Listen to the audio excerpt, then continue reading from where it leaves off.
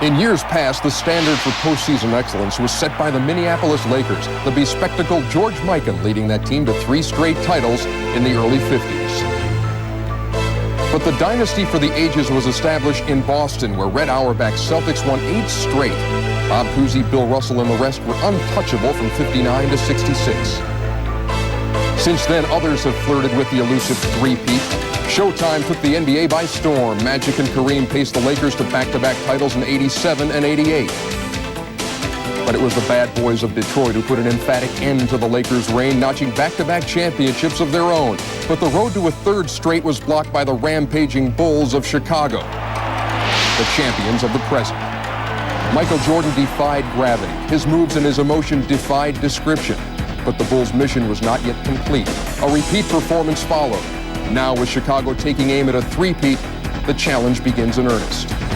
Searching for the final ingredient to a championship mix, Phoenix landed Charles Barkley and the league's best record. Pat Riley won 4 rings in L.A. His chances for a first in New York rest on the shoulders of Patrick Ewing. The dominating presence of Akeem makes Houston a threat, but the recent Rockets have been a postseason flop. The Cavs reached the conference finals a year ago. Few teams can match their price in the backcourt.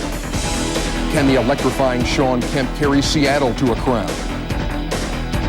The upcoming 7 weeks will provide an answer to this question.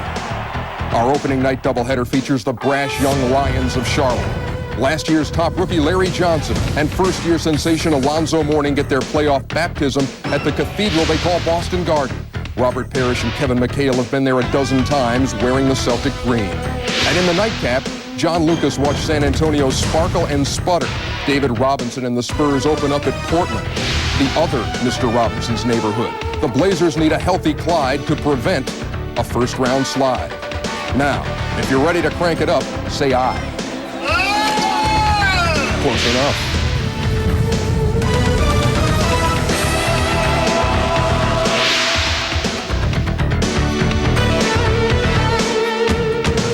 They have survived the rigors of an 82-game regular season grind, and now for 16 teams, the season really starts. Good evening, everybody. Welcome to TNT's coverage of the NBA playoffs. Ernie Johnson here in Atlanta. For the next month, we'll be with you just about every night with more than 30 playoff games. We tip it off with a doubleheader. The Hornets and Celtics, followed by the Spurs and the Blazers. And joining us for the first 3 nights, Golden State head coach Don Nelson. I'm going to assume you'd rather be on the sidelines, but it's great to have you here. It's absolutely killing me not to be there. We'll try to make this as painless for you as possible. We'll start with the Western Conference, your conference.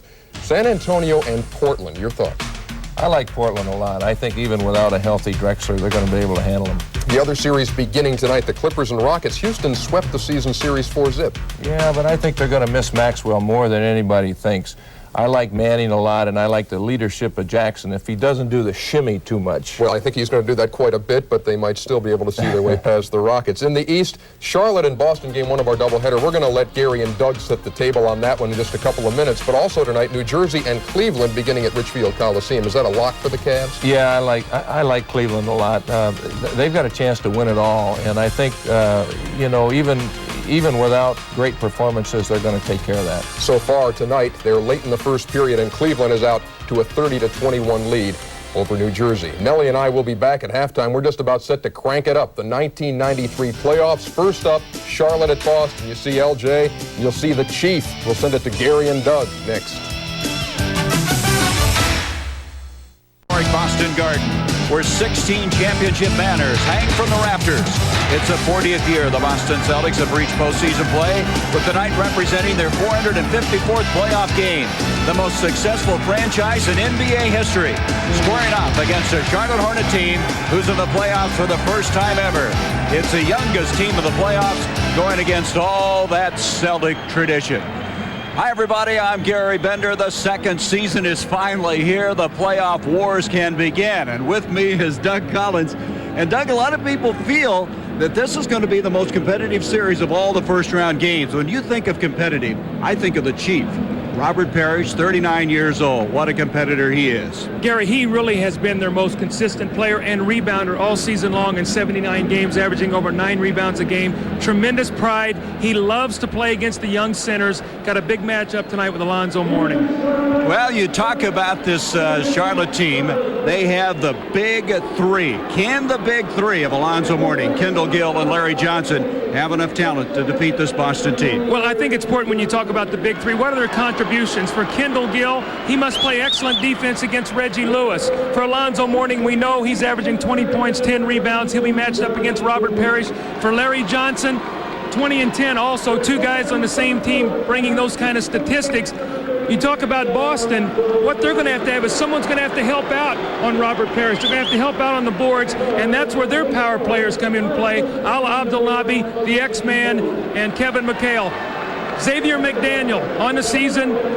You see what he's done against the Charlotte Hornets, but we know what he did against New York last year. They hope he will inspire his play to that level. Kevin McHale has been bothered with leg injuries. They don't know what they'll get from him. And Ala Abdelnaby can be feast or famine. He can be great, or he can get into early foul trouble and not contribute. Well, the Celtics won the regular season schedule 3-1, but the Hornets won the last game here the first time ever in the Boston Garden.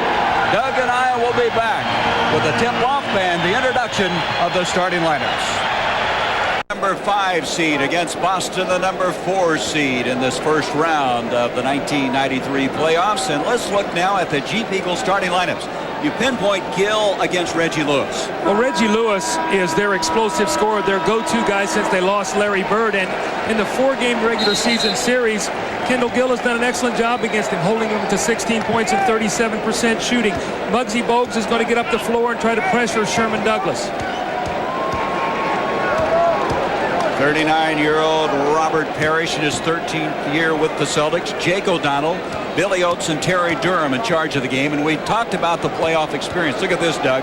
259 games represented by the Celtics. Well, that brings us into what's Charlotte going to do with all this energy and all this excitement in the first 5 minutes of the game. You know they're pumped up. Will they channel it in a positive way, or will this first 5 minutes of this game be ugly for them? We'll have to wait and see. Muggsy Bogues gets it inside to Alonzo Mourning after the opening tip, and we have a foul on Kevin Gamble to start this ball game.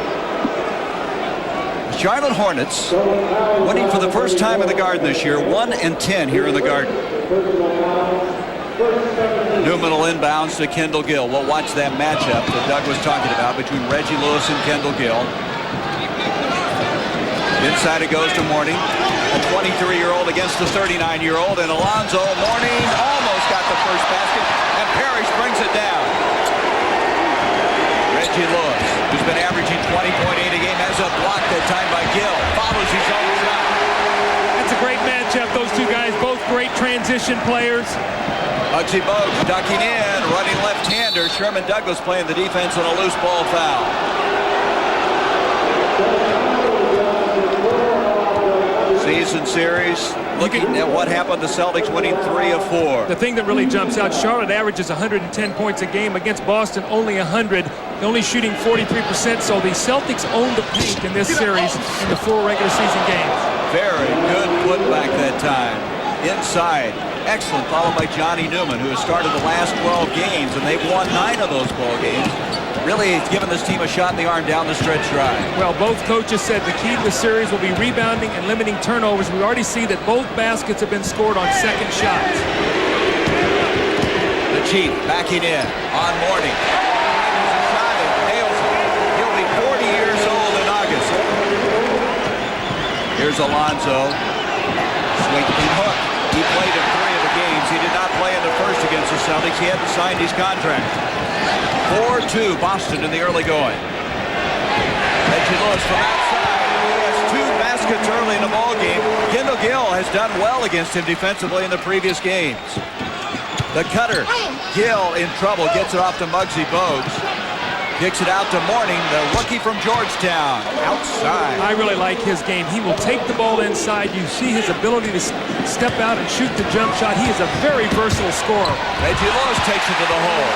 Well, Reggie is trying to show Kendall Gill that the regular season was meaningless as far as their matchup. He's now 3 for 4 for 6 points. He's only shooting 37% this year against the Charlotte Hornets.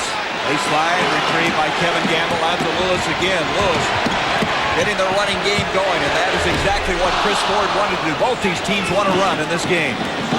Muggsy Bogues at 5'3", dumps it to Larry Johnson. He was too far under. Gill follows, and he's fouled, and the basket will count.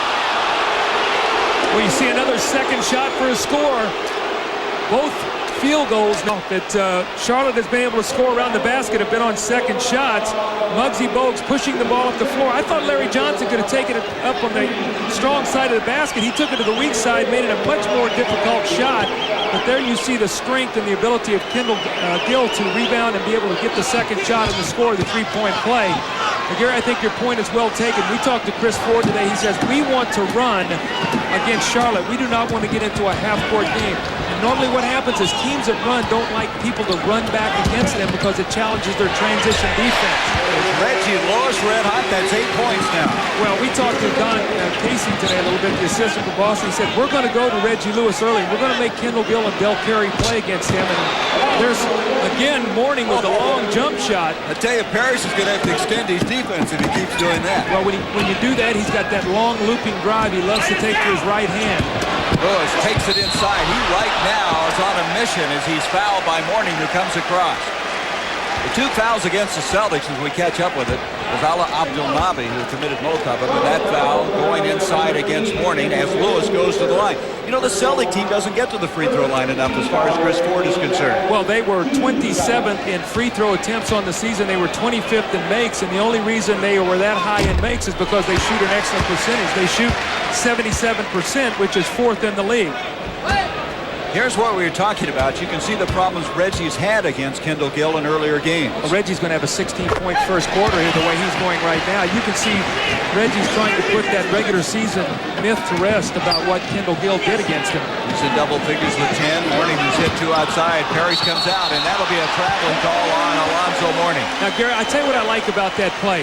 Robert Parrish read the scouting report, and he knows Alonzo Mourning, when he drives the ball to the basket, wants to take it to his right hand. He overplayed his right hand, forced him to go to his weak hand left, and got a turnover. You know, you pointed that out before. That's something he needs to work on, is that left hand in the offseason. Well, that'll be something, again, that he will just continue to develop, but he has really got a tremendously versatile package for a young player. Into the Chief, the 7-footer, backing down on Mourning, kicks it outside to Sherman Douglas, who has really had a tremendous transformation this year.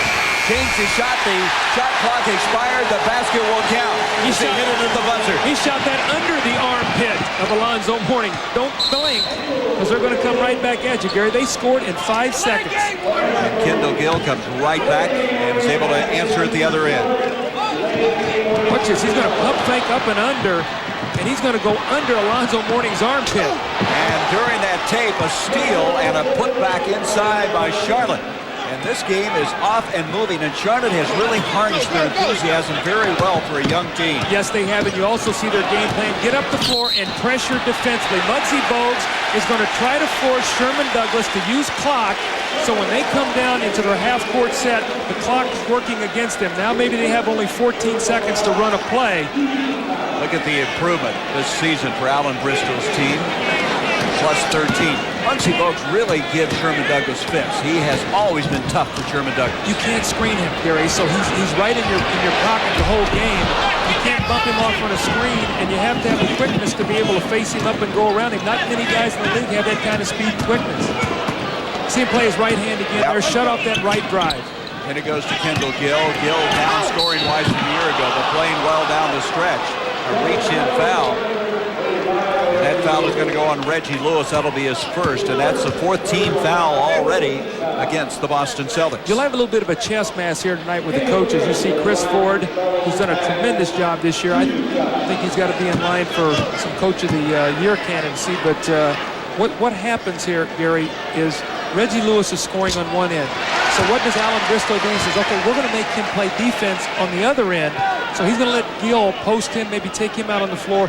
Now, which one gets tired first? Now you might have to make a substitution. And coaches have to, know when to give a guy a little blow and when to leave him out there. Well, Abdelnaby, they get him out early because he has an aerobic problem. He really hyperventilates early, so they'll get him out probably first for the Boston Celtics. Here's Muggsy again at 5'3" and the kneecap to Sherman Douglas. So running jump, little trap to get the ball to Gamble. Kevin Gamble having by far his best year. There's Kendall Gill on the steal. 3-on-1 break. Douglas is back. Johnny Newman, who does such a good job finishing. That's his game. Slashing open court game. Nice pass by Muggsy Bogues. Got the ball in the middle of the floor. Allowed a 3-on-2 break to develop. First lead of the ball game now for Charlotte as running one-hander by Lewis. Tracked down by Alonzo Mourning. Well, the pace of this game is frenetic right now. It is, but it's under control. We thought maybe Charlotte come out here so hyped up that they wouldn't control their emotion, but that hasn't been the case. Well, they're executing at a really high pace. I mean, it's normally you would not expect this kind of execution in the first playoff game. Boy, Parrish made. Mourning changed his shot. They have to reset the shot clock as it hit the rim, and then the miss, and Parrish has the rebound. Good defense that time. All of a sudden hitting the deck is Reggie Lewis. Is he all right? Inside to Parrish. He's down right now. Yeah, he's hurt. They're going to have to give a foul. They're going to have to take a foul. Otherwise, Kendall Gill might get a score. They're playing 5-on-4. Someone has to take a foul. And they do. And Reggie Lewis has had all kinds of problems with his legs, but they were saying they thought he was the healthiest he had been in some time. We'll have to see what he injured. I saw him go down. I don't know if he got a knee. But we'll have to check on that after we come back from the timeout. Well, it's been a frenetic pace, and we're even at 16. Paul, let's check and see what happened here on Reggie Lewis. Reggie Lewis is right here, and Gary, we're gonna watch, and really it looks like he just stumbles, can't get his legs, and he bangs his left knee on the floor. Now we'll have to see coming out of the timeout if he's okay. Well, D. Brown's coming in. He's still down on the bench at this point in time. D. Brown will be in for him. Looks like the way I jog sometimes. Xavier McDaniel is into the ballgame, so Boston has gone to their bench. Well, Reggie Lewis, 4 of 6 for 10 points. Scored 10 of the first 12 points for Boston. Of course, going out, we'll try to get an update as soon as possible. Now, one thing to watch with this matchup, this is going to put D. Brown against Kendall Gill. Gill is bigger and stronger. Will he take him inside, post him, maybe try to beat him with a little medium-range shot? And now will D. Brown use his speed and quickness on the perimeter to try to take the ball past Kendall Gill. So now that matchup changes size. Both these teams good free throw shooting teams, shooting around 77%. Interesting to hear Muggsy Bogues now is going to play against D. Brown. They're going to put Kendall Gill on Sherman Douglas. The athleticism of D. Brown, maybe a little concerned about that. Sherman Douglas has Gill on him. A lot of difference in height there. Gill 6'5". D. Brown, maybe the best athlete on this Boston team. Xavier McDaniel checked into the ball game. Shot clock running down. Rebound by Mourning. That's the importance of the up-court pressure defense. Made him use clock. They did not get a good set that time down the floor. Muggsy had it partially blocked, I think, by Douglas, but he was strong enough to take it on into the hole. You have to really be impressed with Charlotte's composure in their first playoff game. This is a very confident young team coming into Boston Garden. They've been a good road team, Doug. They're 22-19, one of 7 teams in the NBA to have winning records on the road. Third best in the East behind New York and Chicago. Barry's turnaround, he changed that little arc a little bit. That will be off of Boston. Let's go back to that little move by Muggsy Bogues. This guy is a sensational little player. He sets the table, penetrates. You see him hang in the air, 5'3", kisses the ball off the glass. I think he's a remarkable athlete, one of the most remarkable players in the league when you think of what he does with his size. He's not a novelty act at all. He is very effective. And it goes to Larry Johnson. He's been very quiet, hasn't he? Backing in on the X-Man. Mourning tries to follow. Comes down with a putback. Alonzo Mourning. Wow. He's been the rookie of the month the last 2 months. Ooh, wow. Gary, that was with power. I mean, right over Robert Parrish. 6 points, 4 rebounds for Alonzo Mourning. Second pick of the first round behind Shaquille. Parrish trying to answer at the other end. He's something to watch. Mr. Consistency. Here's Johnny Newman. Newman, who started the year as never the starting 5, then got hurt and is into the year as a starter. Let's take a look at the great play of Mourning now. I think the great part about this play, he's going to tip the ball and go up and get the second effort. Watch it, the tip, then he goes back and gets it, and up strong with the right hand. I would say strong. Kevin Gamble from the corner, and Gamble has been so consistent for this team. His first 2 points of the night. And it goes to Cutting Newman. That's his game, a slashing move. Pretty good defense by Kevin Kendall. And McDaniel has a rebound. Sherman Douglas, who started the last 27 games at point guard after really struggling early in the year. It's been a remarkable turnaround for the former Syracuse standout. That was blocked by LJ. Larry Johnson breaks out, almost travels with the ball. The Mourning then travels with it. That was a tough catch, and then tried to position himself. He got a little bit ahead of himself. He was in a little bit of a hurry. We see Cleveland all over New Jersey. 3 minutes to go in the half, Doug, is what we were told. And I tell you, the Cleveland Cavaliers, they got everybody back. They stay healthy. D. Brown now with Gill switching out on him. So Bogues now picking up Sherman Douglas, this time down the floor. D. Brown outside, carries his first 2 points. Look how quick Charlotte comes back down the floor. Mourning has hit 2 from out there. Rebound beautifully by Kendall Gill.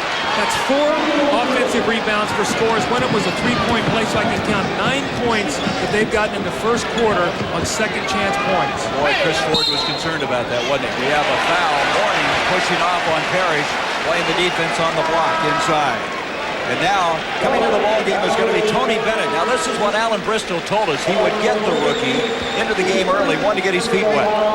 And also Kenny Gaddison, the veteran, at 6'8", comes into the ball game for Charlotte. I think it's important that you make substitutions early, especially when you've not been in the playoffs. Let everybody get a little bit of feel, get into the game, see how they're going to react to this kind of environment. Boy, it's tough for Bennett coming in and trying to track down D. Brown, though. That's a tough assignment.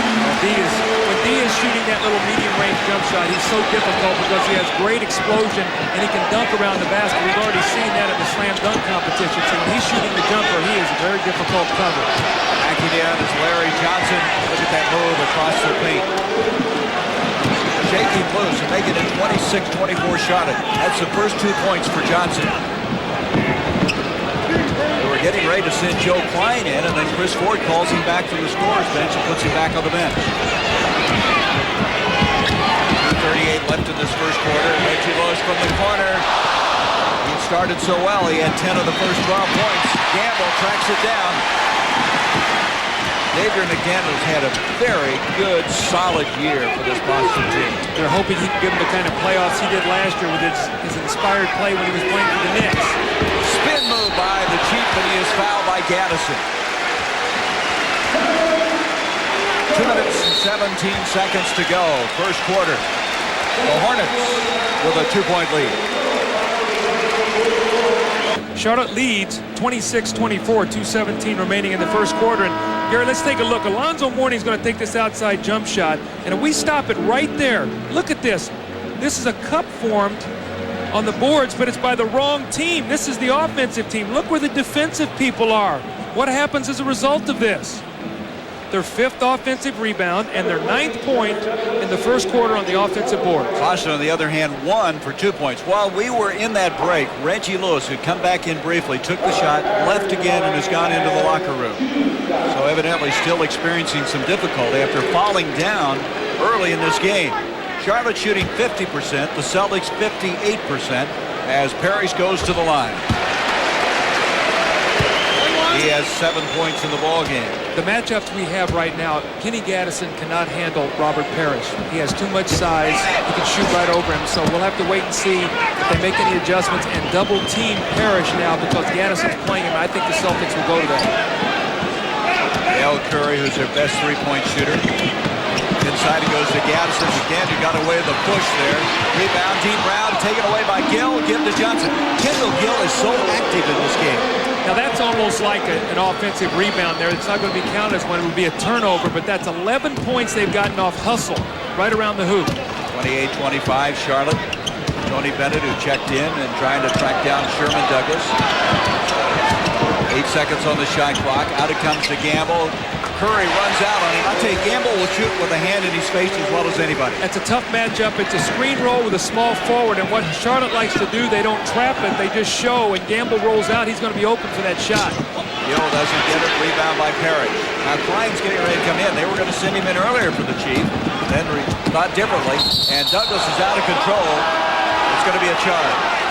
And so with 1 minute 17 seconds to go here in the Boston Garden, the first game of this best-of-5 series between the Charlotte Hornets and the Boston Celtics. The Hornets' first ever playoff game, the 454th playoff game for this rich tradition, the Boston Celtics. I'm Gary Bender along with Doug Collins.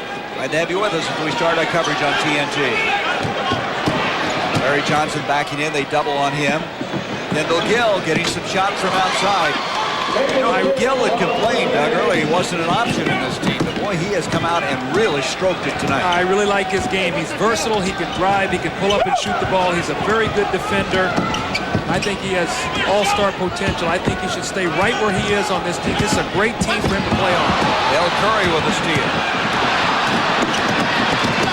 Curry has it blocked by D. Brown. That'll be goaltending, but you can see why the former slam dunk champion won that contest the way he got up there. Well, Dell Curry is normally the recipient on that play. That time he took it off the steal, inline to inline. No one stopped the basketball. You must have made the commitment to come up and stop the ball, force the pass to be made. The cutter is Gamble, shaking lips. Has it broken out. Tony Bennett's got it. We're going to have a jump ball. Let's go back to that goaltending call on D. Brown. The impressive thing about this is he's back and he jumps off 2 feet. Look at this, just the explosive jumping ability of D. Brown. That's a good call. The ball was on its downward arc in the cylinder. You forget D. Brown is 6'1" when you see him get up like that. Got to remember those days when you were doing those kind of things. Here's Gill. He's 5 of 8 from the field for 14 points. Look at this move. Oh! Another one. That one was 2 hands. Oh! Listen to this crowd. Look at this. Both hands. His head almost hit the backboard. Wow. That was like a spike in volleyball. Exactly right. What a tremendous play. That might be one of the most sensational plays all season long. Listen at this crowd. Well, he didn't get it right the first time, but he did the second. That was something to see. 15 seconds left now in this quarter. Well, they say, fool me once, shame on you. Fool me twice, shame on me, or something, right? I'll buy that. Tony Bennett gets his first crack in the playoffs and gets it. 34-27, Charlotte. Brown with time running down is fouled. Larry Johnson got a piece of it.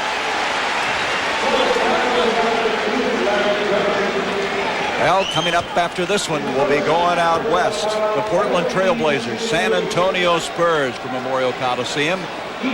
David Robinson, we understand the Drexler's expected to play. It'll be interesting to see how effective Clyde the Glide will be. Well, I'm with Don Nelson. I like that Portland team against San Antonio, even if Drexler is not healthy. Now, I think they're definitely going to need him in the next round, but we were in there and saw them play Phoenix without Clyde Drexler and took Barkley's miracle shot at the buzzer to win that game. So Portland is a team people are, I think, forgetting a little bit out there because of the greatness of Phoenix this year. Well, they've won 20 games without Drexler, as Bennett with a heave to end this first quarter of play. A very impressive first quarter for the Charlotte Hornets. A team playing their first ever playoff game. They have not been intimidated. They lead by 5. 34-29 lead after the first 12 minutes in game 1. We're going to go back and capture some athleticism by D. Brown. Well, the first one is goaltending. Now he's going to go up and block this out with his left hand. That's 2 points for Dell Curry. So the next time he's challenged, he said, maybe I'll go with 2 hands and they won't call it against me. The old volleyball spike. His head hits the basket. That's one of the most sensational plays of the season. That's like Karch Karai playing volleyball. Sherman Douglas with Bennett still getting some very meaningful minutes in the early part of this game. That's what Alan Bristol wanted to do, is get him into the playoff competition. Douglas puts one up. Kevin McHale was checked into the ball game. He tried to come up with it. It'll be off of Charlotte. It'll be Boston's basketball. Klein and McHale. Joe Klein, Kevin McHale, X-Man, along with D. Brown and Sherman Douglas in the lineup. Let's see if they go to McHale early to see if he's mobile and he can give them some points. That's normally what they like to do. He was telling me before the game, Doug, he's having more problems with his back now than he is with his foot and ankle. Normally that happens. You get foot problems. You start running differently. You get back problems, and it doesn't help when you get popped in the back from Rick Mahorn. That's really when it started about 3 weeks ago or 2 weeks ago. Rick Mahorn, he did that? He's never done anything like that. McDaniel from outside. Klein can't come up with a rebound. Here comes Tony Bennett, second-round draft pick out of University of Wisconsin, Green Bay. This is a very small lineup for Charlotte. Newman, Bennett, Gaddison, Curry, and Johnson. No center and basically 3 guards to a big lineup, McHale, McDaniel, and Klein. Curry trying to work through the screen, gets it off to Douglas, and Douglas needed that one after missing several early. He now has 4 points in the ballgame. Charlotte will not be able to run as well without Muggsy Bogues. Bennett a little out of control that time, but it'll be off of Boston. It'll be Charlotte's basketball. So Gaddison in the lineup along with LJ, Newman, and Tony Bennett, and Del Curry. Doug mentioned a very small lineup right now for Coach Bristol.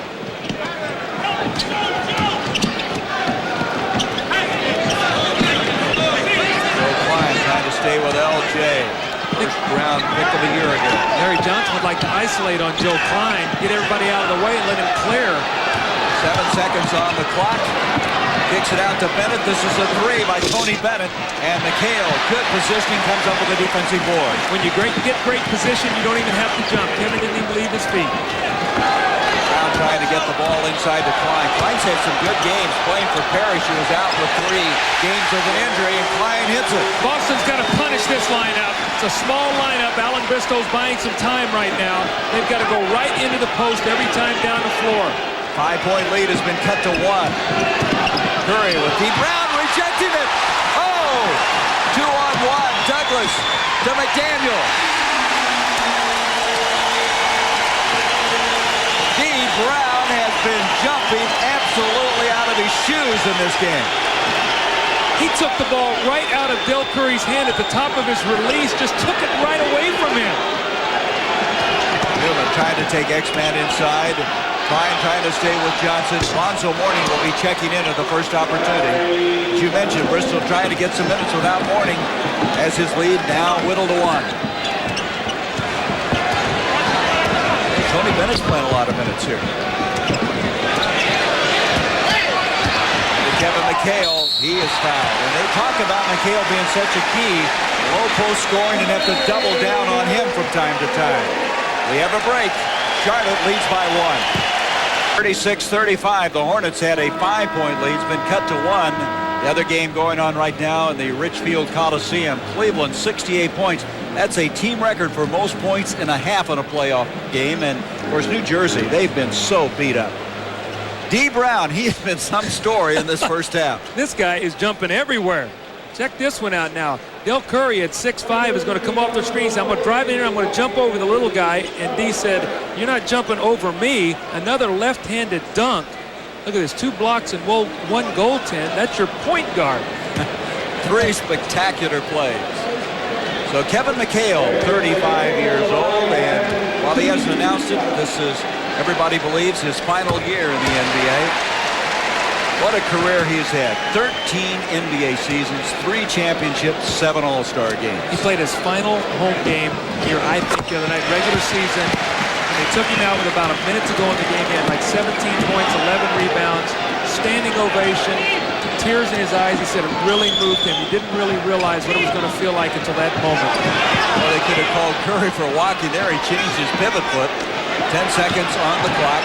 Larry Johnson backing down out to Bennett. Del Curry, their leading 3-point guy, air ball. You'll hear about that on the road.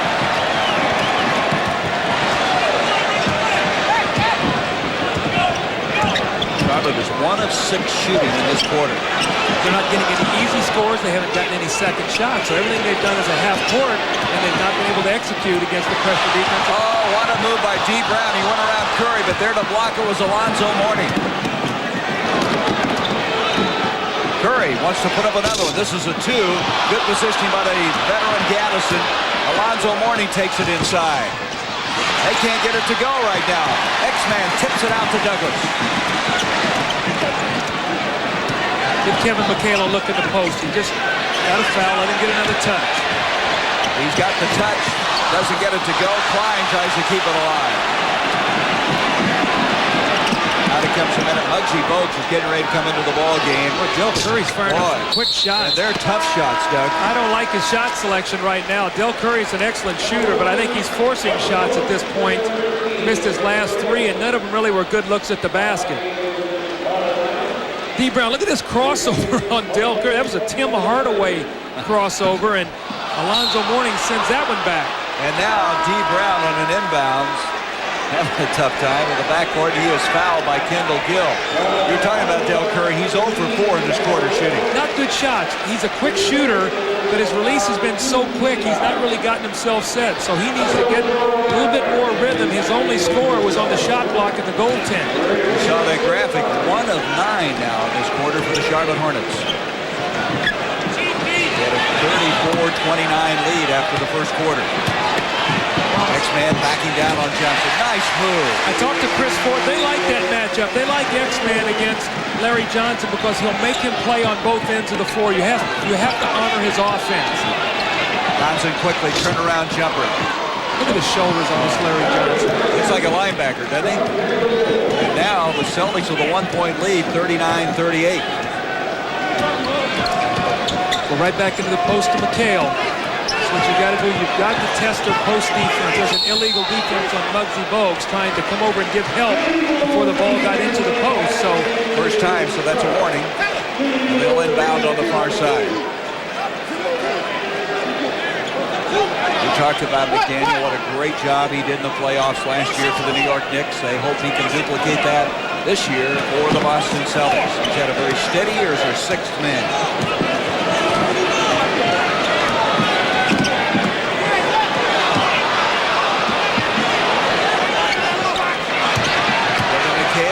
Post-up move. This is what he's so good at. Those long arms, it's almost unblockable. I used to call that the torture chamber when he got you down there. Jump hook, you fade away, jump shot, step through the double team. I think he was as good as there's ever been with his footwork and his post play. Other than Larry Johnson, no one has been able to hit a basket in this quarter for Charlotte. He's 2 of 2. The rest of the team is 0 for 8. Into Gaddison. Too easy to get the pass in. And somehow, Parrish got a piece of it. He still strong-armed it in. Now, does Robert Parrish get a block shot on that and Gaddison the basket? Because he really blocked that one into the basket. 41-40, the Celtics. That matchup again. You see the Celtics are going right into the post. McDaniel, McHale, Parrish trying to punish the front line of Charlotte. You know, they list Larry Johnson 6'7". He's more like 6'5 and a half, so McDaniel can get that shot on. The turnover. And with 6:12 to go, that is the 5th turnover of the ball game for the Charlotte Hornets. By 3, and let's look at the front line now of the Boston Celtics. Well, Chris Ford said, who will help Robert Parrish tonight rebound and score on the front line? Will it be Kevin McHale, the nice jump hook? So Kevin is making his contribution. And they come back to the X-Man, Xavier McDaniel against Larry Johnson, no double team. We like our guys against your guys, one-on-one in the low post. And what do the Boston fans think about that? They say Grandmama can't play on this parquet, so we'll have to wait and see. I don't think I would parade that in front of Larry Johnson, would you? I tell you, you have to be very secure in who you are to beat Grandmama. You can see Charlotte, after making that substitution, the pattern lost something in this ball game. They were leading 34-27 and been outscored by Boston the last 6.5 minutes, 16-6. Get it up. And the ball game is simply green and Xavier McDaniel. See, Chris Ford tricked us today. I said, Chris, are we going to see Xavier McDaniel, Kevin McHale, and Robert Parrish together tonight? I don't think so, Doug. That front line's too slow. Well, guess what? Those 3 guys are out there together tonight. That's a reach-in foul on McDaniel. You know, Xavier missed his first 3 shots. He's hit his last 4 in a row, and he's letting Jake O'Donnell know what he thought of that call, at least arguing, pleading his cause. Gary, I think you made an interesting point a while ago. When you scored 34-27, Charlotte appeared to have things going their way, and you make a couple substitutions. You get a group of guys out on the floor. They get a little out of sync, and pretty soon you relinquish the lead. There's still plenty of time. It's only a 5-point game, but that's how things can change so quickly with substitutions, maybe getting a bad group of guys on the floor. Well, when Muggsy Bogues went out there, and it looked like they lost a little of their leadership, even though Tony Bennett did a creditable job. And now they have a foul. 3 seconds in the lane. What was that? 3-second lane violation. At the conclusion of tonight's game, Doug and I will be selecting the Budweiser player of the game. We saw Reggie Lewis. Reggie Lewis, the report was he had his bell rung a little bit on the play before he stumbled and fell. So we'll have to keep our eye on his progress to see if he'll be able to come back in the second half. Well, they really explained why he fell so crazily, didn't it? Well, he did. He looked like a fighter who had been punched and had a delayed knockout. You know, you see him on the ring before a guy gets punched and he goes across the ring and eventually he falls down. Like Reggie had absolutely no legs as he stumbled and fell. Last foul going on the veteran Sidney Green, who of course came over in that trade from San Antonio for J.R. Reed. McDaniel doesn't get it. Mourning inside with a rebound. That is his 5th of the night. Here's what Charlotte's going to have to do. They're going to have to start running again, get some scores like this. Well, you get it that low, Larry Johnson. There's no way to stop him. It's all started by the push of the ball up the floor with speed. You catch guys running in transition with a quick post-up game. Without Muggsy, they go more to half-court, and they're not a great half-court team. Now, Larry Johnson was 0 for 3 early. Now he's hit his last 5. Lean in, and that'll be a goaltending call on Alonzo Mourning. You know what? I don't know if that ball had gotten to the top yet. Kevin McHale shot that ball from his ankle, and I thought it was going up when that was blocked. 6 points for Kevin McHale. McHale looks very active in this game. He's been playing in so much pain all season long. As everybody said, he could be so key in this series for that intent and purpose, the entire playoff. 6 seconds on the clock in the Mourning. Mourning little jump hook.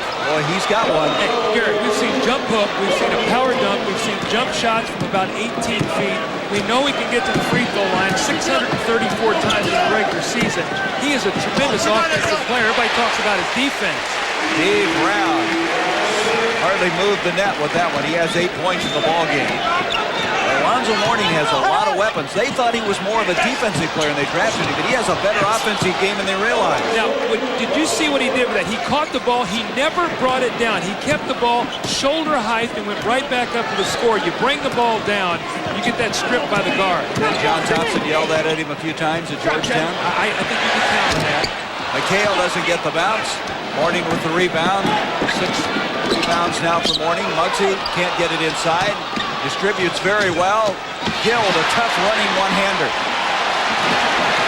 49-46 Boston. Daniel going around Muggsy. Lost the ball. Sidney Green, the veteran, has a jump ball with Sherman Douglas. X-Man got a little excited on that play. He saw Muggsy Bogues playing him. He was going to get the shot off. He shot one of those flying prayers, and I looked at Chris Ford and he goes, just make the pass. And we had a guy wide open. What about the Houston Rockets? Hakeem Olajuwon having a sensational year. They've been the hottest team since the All-Star break. How far can they go without a healthy Vernon Maxwell? He's a very important part of that team with his defense and his explosive three-point shooting. Green will put one up from outside. And Sidney Green has not played very much for this team, but I have 9 points in the game earlier this year. A very good spot-up shooter to about 17 feet. 1 point lead now for the Celtics. 2:50 to go. First half. This hasn't slowed down at all, has it, Doug? Up and down. It's not going to. Parrish loses it. Saved nicely that time by D. Brown. 5 seconds on the shot clock. McHale with 6 points now. Has 8. Kevin's got that old knuckleball he fires up from the outside. It's amazing that he has that kind of success with it. Not the picture shot, but get great results. Larry Johnson, they double on him. He sees the open man, Green. Green can't get this one. Mourning kept it alive, and so Johnson's got it. Well, I like what Larry Johnson just did right there. No hesitation. Kicked the ball right over to Kendall Gill for the open shot. Did not think of his own offense. Found the open man. That was a nice, unselfish play. You know, Kendall Gill has 16 points. He's averaging 16-9 for the regular season. D. Brown, tough catch for Kevin McHale. He can't handle it as he is fouled on the baseline. We're going to take a break. 1:58 left to go in the first half. Boston by 1. Celtics lead 51-50. Boston has decided they're going to have to double team Larry Johnson. They don't want him to throw up big numbers, so the guy coming over is going to be Kevin McHale. You see here the big double team. Sidney Green will be the man who's open. The ball will be kicked out to him.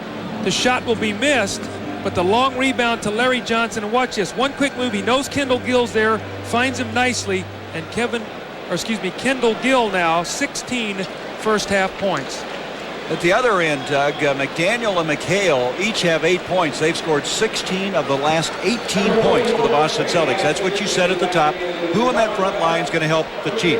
They have done it with a big lineup. You've got McHale, Parrish, and the X-Man on the floor. Again, we did not think we would see much of that lineup. And what you see Charlotte countering with Mourning, Gaddison, and Larry Johnson. Larry Johnson now has gone down to play the small forward against the X-Man.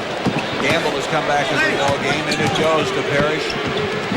They double down on him. Johnson tips it off to Kendall Gill. 2-on-1 break. Kendall Gill finishes.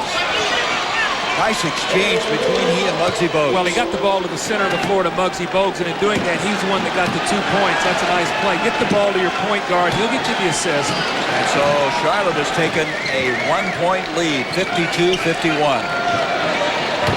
McHale, who has 8 points in the ballgame. Gaddison, the veteran, tries to keep him from going any lower in the block. And Gaddison with the defensive board. Gaddison, very strong, mature guy. Been a real stabilizer for this team. He was the starting center before Mourning came this year to Charlotte. Larry Johnson from outside, and that's over the back. It'll be Boston. At halftime, we'll be bringing you the Reebok halftime report.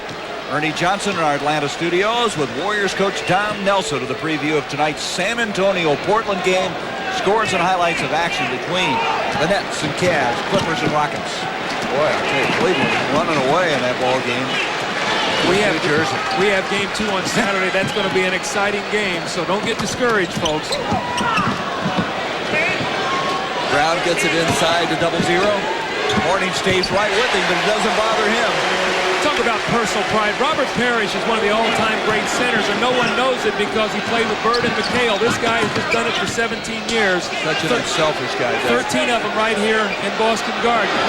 He has 9 points. We have a traveling call as Mourning almost brought that one down, the goal and the shot clock. Whew, is he strong? You know, I saw him earlier this year against Shaquille O'Neal. Shaquille O'Neal is so much bigger when they get alongside each other. Boy, you see him by himself here, and he can hold his own. You see the time remaining now in this first half. 1-point lead for the Celtics. Gaddison got it in the shot. They're going to wave it off. They're going to have a foul on Kevin McHale. I'm not sure that wasn't a little acting by Kenny Gaddison. Well, he stuck his elbow right in his face, Gary. I thought that was a good call. McHale loves to step in and punish you with his arms. He will do this out of double teams. Watch him now. He steps in and he punishes him with that left arm. Well, wave it off. See if we can see it again. Here we go. Watch the left arm right there, right in the face. That's a good call. You get those elbows up like that, you got to make that. You got to make that call. We might indicate sharp elbows too. Exactly. And so Gaddison a little groggy, but for Boston, that was their first turnover in the quarter. Was that particular play? We've had two TKOs here already. Reggie Lewis has been wobbled and he's been down. Now Gaddison. The step through. McHale loves to step through. See, Gaddison didn't go for the fake. McHale counts on you going for the fake. He stayed down, and when Kevin McHale turned back into him, got him right in the jaw and the nose. So we have 13.8 seconds left in this first half, a 1-point lead for the Boston Celtics. Don't be afraid, or don't be surprised now that if Charlotte goes for a 3-point shot. You've got Bennett on the floor, who's an excellent 3-point shooter, and you have Del Curry. So if they go in quickly in the post, look for one of those guys to spot up and maybe take a 3. Rick Fox has come in defensively, number 44 for the Celtics. Brown, Gamble, X-Man, and Parrish also in there. Curry is 11th in the NBA in 3-point shooting. As he has hit this year 40% of his shots. Here we go. Last trip down the floor. Isolation Larry Johnson. He'll look to penetrate. And X-Man fouls him as he ducks across. And a foul to waste. That's a good foul. That's their second foul, so they will not be shooting. A non-shooting foul. And on the far side, Charlotte inbounds again. Curry with now 6.2 seconds. Gamble cannot leave him when he throws the ball in. Gamble's got to stay at home. And there's another one, the third foul, and Chris Ford not happy about that as X-Man jumps out. That's one of the things you do when you take a foul with that much time, like 6 seconds to go. You run the risk of the next foul being in the penalty and giving you 2 free throws. So Xavier McDaniel picks up 2 quick fouls in about a 4-second period? And so Kendall Gill will go to the line. Gill shooting 77% this year from the stripe. And we're all even at 53 as now Abdullahi comes in. McDaniel will leave the ball game.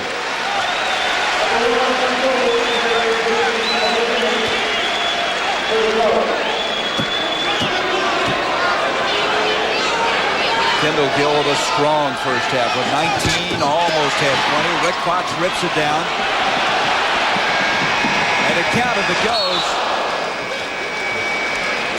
So Kendall Gill with a strong first half, 19 points for the Charlotte Hornets. But we're all even at the halfway point at 53 as this very knowledgeable crowd here at the Boston Garden, where they've seen so much play action. See their Celtics even. Coming up at halftime, Ernie Johnson.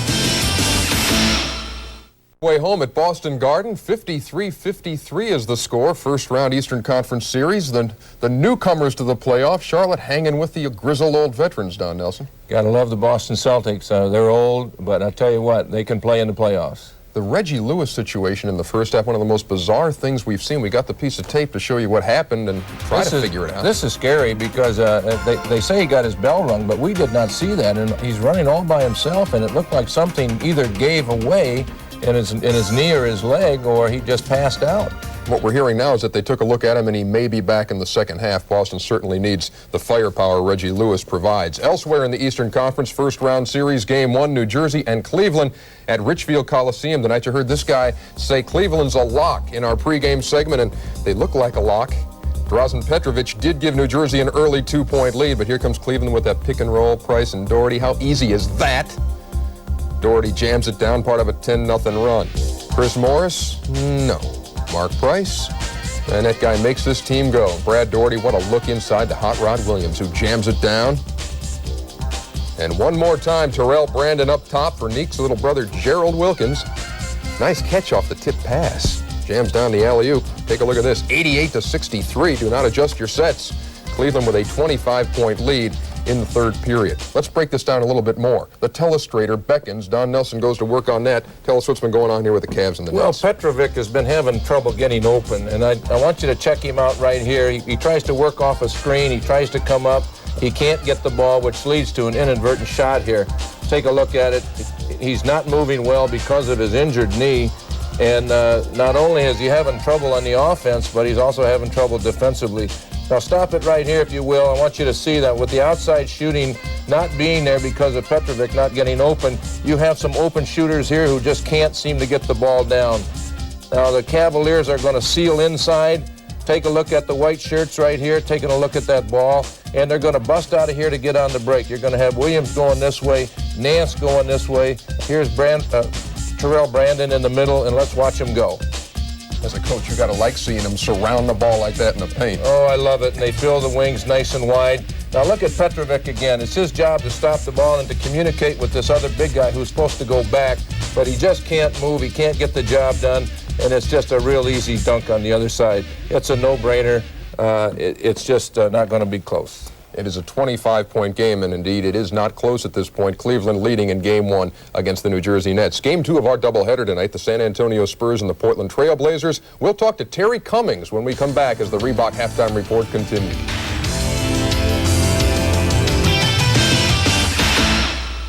The dead heat at the Garden, 53-53, the Hornets and the Celtics as the Reebok Halftime Report continues. Ernie Johnson and Don Nelson back with you in our Atlanta studios. In the Western Conference, the Clippers and the Houston Rockets beginning their series tonight.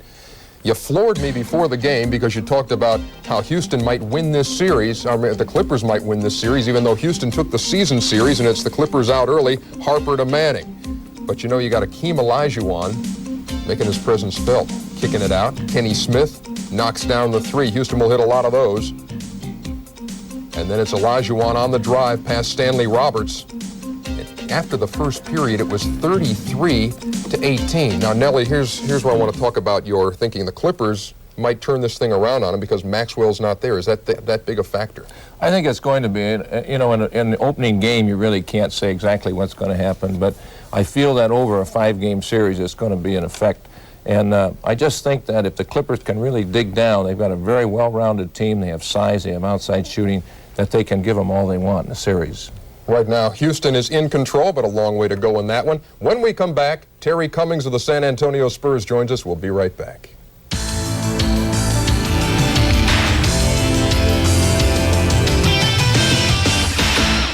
Our doubleheader tonight is going to be the San Antonio Spurs and the Portland Trail Blazers. San Antonio has Terry Cummings back in the lineup, though he's missed most of the season after an off-season knee injury. And Terry Cummings joins us now live from Portland. Terry, tell me something. Honestly, how effective do you think you can be in the playoffs? I know you've seen some spot duty since you've been back. Well, I think the biggest thing I have to offer our team is leadership, and we have another big player out there and another 6 fouls to give. I learned that from Coach Nelson. Give me a break now, Terry. Listen, we saw you play towards the end of the season, and you really weren't 100%. You were only about 50, 60%. You weren't the Terry Cummings that we've grown to love and respect. Do you think that you could hurt this ball club by playing? No, not necessarily, because I think that what you're going to find out as we go on in this series is I'm going to be a whole lot better than you saw, toward the end of the regular season. I've gotten a lot more flexible. I run up and down the court a whole lot more. And I felt pretty good about what I have done for the team. I haven't tried to go out and do things I couldn't do. Terry, they have got to take some pressure off of David Robinson, and I know that maybe you can't do that offensively, but I know your presence is certainly going to help. Is there any way they can get Sean Elliott more involved? Yeah, I think for Sean, one of the things Sean's going to have to do is maybe against a team like Portland is maybe post up a little bit more. With the exception of Kersey, he could probably post up their 3 or their small forwards. Otherwise, he's got to get out on the break, get some easy hoops, and get his game going earlier. Terry, the final thing, we understand that Clyde Drexler will not play for Portland tonight. How do you guys take that when you hear it, and how different will that make the game without Clyde the Glide in there? Well, I think for us, we don't have time to think about anything like that. We just need to come in here and get us 1 or 2 or whatever we're going to get while we're here, and just, break our behinds working, and don't worry about whether Clyde plays or not. Clyde's not out on the court. We're playing against the other guys that are. Terry Cummings, we wish you the best of luck tonight as you open that series against the Blazers. Well, thank you. Thanks for joining us. Terry Cummings live from Portland, and that's game 2 of our doubleheader. The Blazers and the San Antonio Spurs, game 2 of our opening night doubleheader. Tomorrow night, we've got another doubleheader. Get used to it, folks. Atlanta and Chicago, Dominique and Michael Jordan. How sweet is that? Followed by the Lakers and the Phoenix Suns. And just ahead, the third period from Boston Garden. Hornets, Celtics, 53 apiece.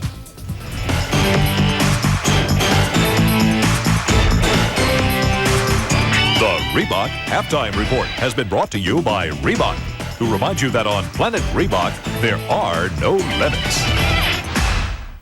Garden, where we have a 53-all halftime score. I'm Gary Bender along with Doug Collins. And Doug, one of the real mysteries of the first half was what happened to Reggie Lewis. He'd scored 10 points the first 3 minutes. He's running, he falls down. We find out he fainted. Well, I asked him, I said, Reggie, are you okay? And he said, yes. He said, I just fainted. And I said, have you ever done that before? And he said, yes, it's happened to me before. So, I mean, you don't know whether it's nerves. You don't know whether maybe he didn't eat right today or just the excitement. But you're going to see him right here to the left. And he just stumbles and falls. You see him right there. I thought he banged his knee. Well, he was really sheepish when he came over here to explain his dilemma. And that was a big loss, Gary. I mean, Kendall Gill has 19 points, and Reggie had 10 points the first 3 minutes. Boston looks up here. It's tied at half. They have to be very happy about that. We wanted to follow the offensive boards and second chance points. Hornets doing very well in both categories. Both coaches said the key, rebound, rebound, rebound. Well, if that's the case, the Charlotte should win this game. They're 8-1 offensive rebounds. You see the second chance points, 18-4. Total rebounds 23-14 in favor of the Charlotte Hornets, and the bench scoring you see plus 18 for the Celtics on the strength of McHale and the X-Man. And let's take a look at the fast break points. It's 14-4, and let's see how they got some of those 14 points off the break. If we stop it right there, okay, if we hold it, look at Muggsy on the push, a lane runner to the outside, a lane sprinter, and Larry Johnson's going to go right to the basket and post. Alonzo Mourning runs so hard he almost gets in the way of the point guard. Let's watch what happens. See, we stop it right there, and look at the position that Larry Johnson has on the X-Man. Great position, 10 points, 7 rebounds in the first half for Larry Johnson.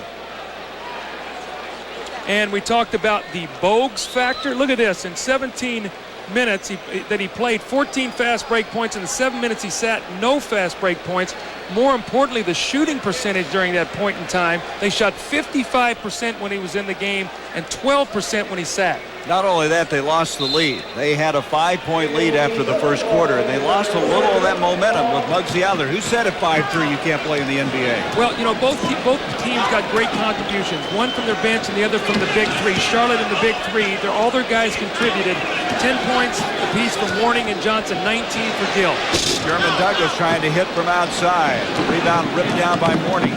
That's 7 rebounds for Mourning. Muggsy Bogues can't get it. Larry Johnson rips it away from Al-Nabi. Al-Nabi, 7 minutes in the first half, 1 rebound and no points, 2 quick fouls. We talked about he can get in foul trouble and sit and give them nothing. He's got to give them some quality minutes. Right now trying to keep LJ from backing in. Muggsy will try another one. Doesn't get that one either. Out it comes to Douglas, and Charlotte quickly jumps back in transition defense. Just underway in this second half. The first game of this best-of-5 post-round series. Boston Gardens had many here. Kevin Gamble with Johnny Newman on him. Newman played early in the ball game, did not return. Abdel-Nabi, ball away jumper, and Douglas, well, he had the advantage on Muggsy. What Muggsy could do on the putback. Muggsy came in and tried to knock the ball away from Abdel-Nabi. When he didn't, Douglas got inside position. The second offensive rebound of the night now for the Boston Celtics. They double on Johnson. He kicks it out to Kendall Gill. We have an illegal defense now against the Boston Celtics. What's going to have to happen now for Charlotte is Muggsy Bogues going to have to make some outside jump shots because Boston is going to gear their defense to try to take the ball away from the post players. They're doubling Larry Johnson now, probably Alonzo Mourning. Muggsy Bogues is going to get some open shots. This is where he's going to have to knock them in. That was the first time on the illegal defense, the warning. Then it comes to Johnson. Abdel-Nabi's in his face, but Larry Johnson, who started so slowly, missing his first 4 shots, now has 12 points in the ball game. He is 6 of 7 for the game.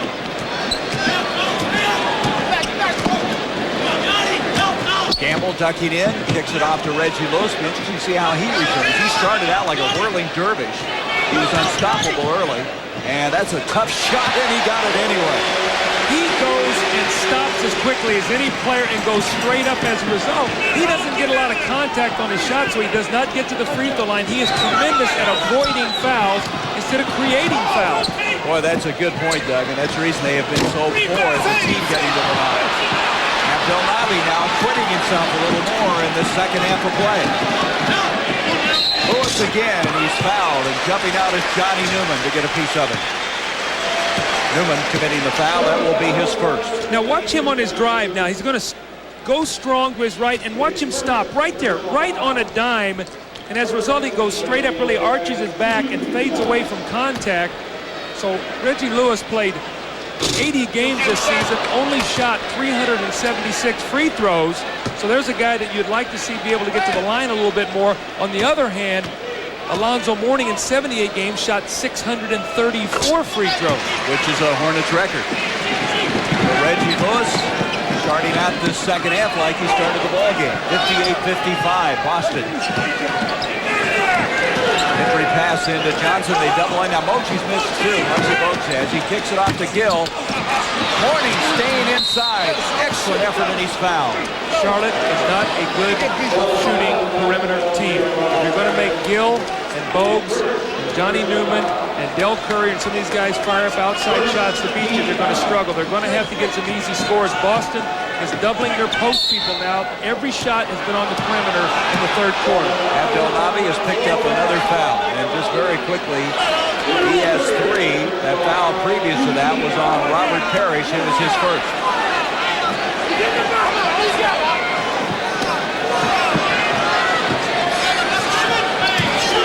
Johnson backing in. And Abdel-Nabi gets it out to Muggsy. Muggsy doesn't want to take that shot right now. Newman inside, and it's going to be going to the Boston Celtics. You can see Bogues doesn't want to shoot it right now. He's got to make that shot. Right now, Sherman Douglas is the guy who's the double team guy. They are leaving Muggsy Bogues. He's got to take the shot. When he overpasses, they get out of the rhythm of their offense. They must expect him to take that shot. I think you see Alan Bristow's coming back in with Del Curry, who is a better outside shooter, to give them a perimeter threat.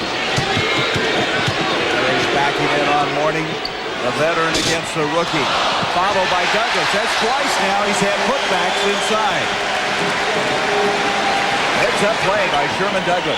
5-point lead for the Celtics, and all of a sudden that's sliced in a hurry. As Alonzo Mourning now with 12. That's a tough matchup for Robert Parrish. Alonzo Mourning runs like a power forward, and Robert Parrish at 39 must run inline to inline and transition defense to get back against him. Lewis with Gill on him. Reggie backing around. And he gets a roll. Yeah, you gotta love these rims at Boston Garden. This is my favorite place to play because I felt like these rims were like sewers. If you got them up there, they would go in. This is a great shooter's place. You had some big games here. Mourning that time. Had to change his shot. Abdelnaby hustling on the breakout. Timeout, Charlotte.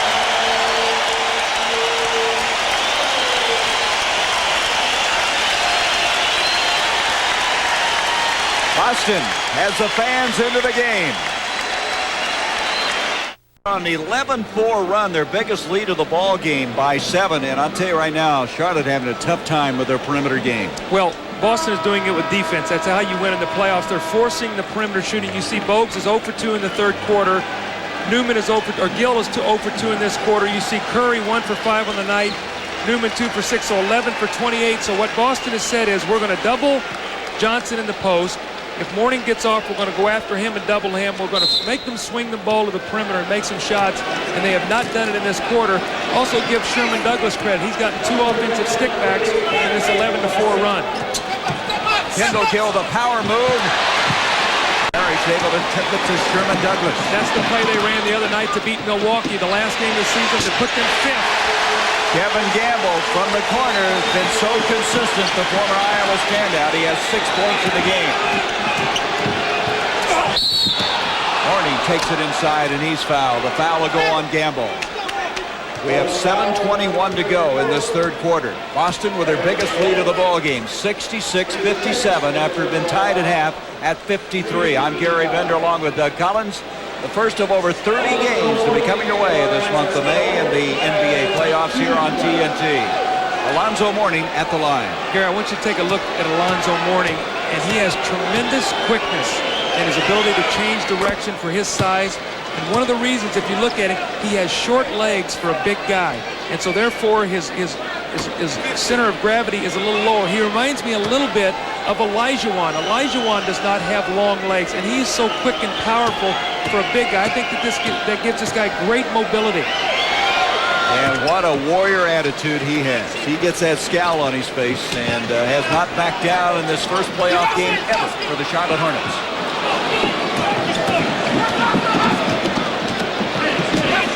Curry and Bogues now in the backcourt for Charlotte. Reggie Lewis backing in on Kendall Gill. Gill reach in.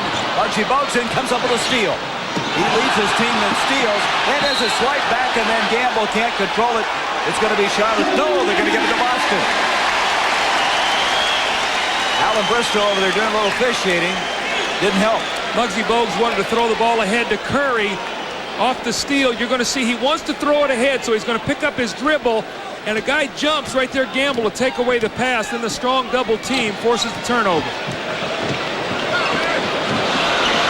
Douglas into Abdelnaby, and that's going to be goaltending. Mourning sweeping through, got a piece of it on the way up. See, if I'm good way down, I should say. If I'm Alan Bristow, I'm a little discouraged here because Abdelnaby now has come in the third quarter, and he's got a breakaway dunk and a post-up. After really contributing nothing in that first half of play. Gill to the cutting Mourning. They double on him. And we're going to have an offensive foul on Alonzo Mourning. Backing into Sherman Douglas. A little frustration there. A little overzealous. Sometimes you want to try to do a little too much. He had the double team, and Muggsy Bogues was standing at the free throw line wide open. Mourning tries to do a little too much. Should have made the extra pass. Second foul on Alonzo.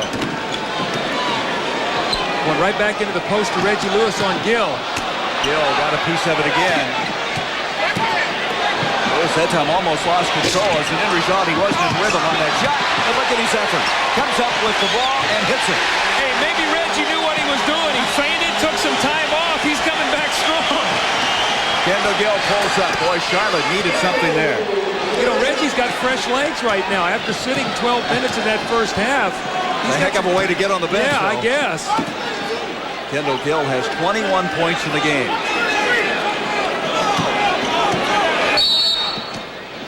Timeout. Now called by the Boston Celtics. 5:45 in the third. 9-point lead for the Celtics. After the Charlotte Hornets had taken a 34-29 first quarter lead, they've had tough time scoring points since that time. 19 in the second, and how many in the third? Only 8, and we played a little over half of the third quarter.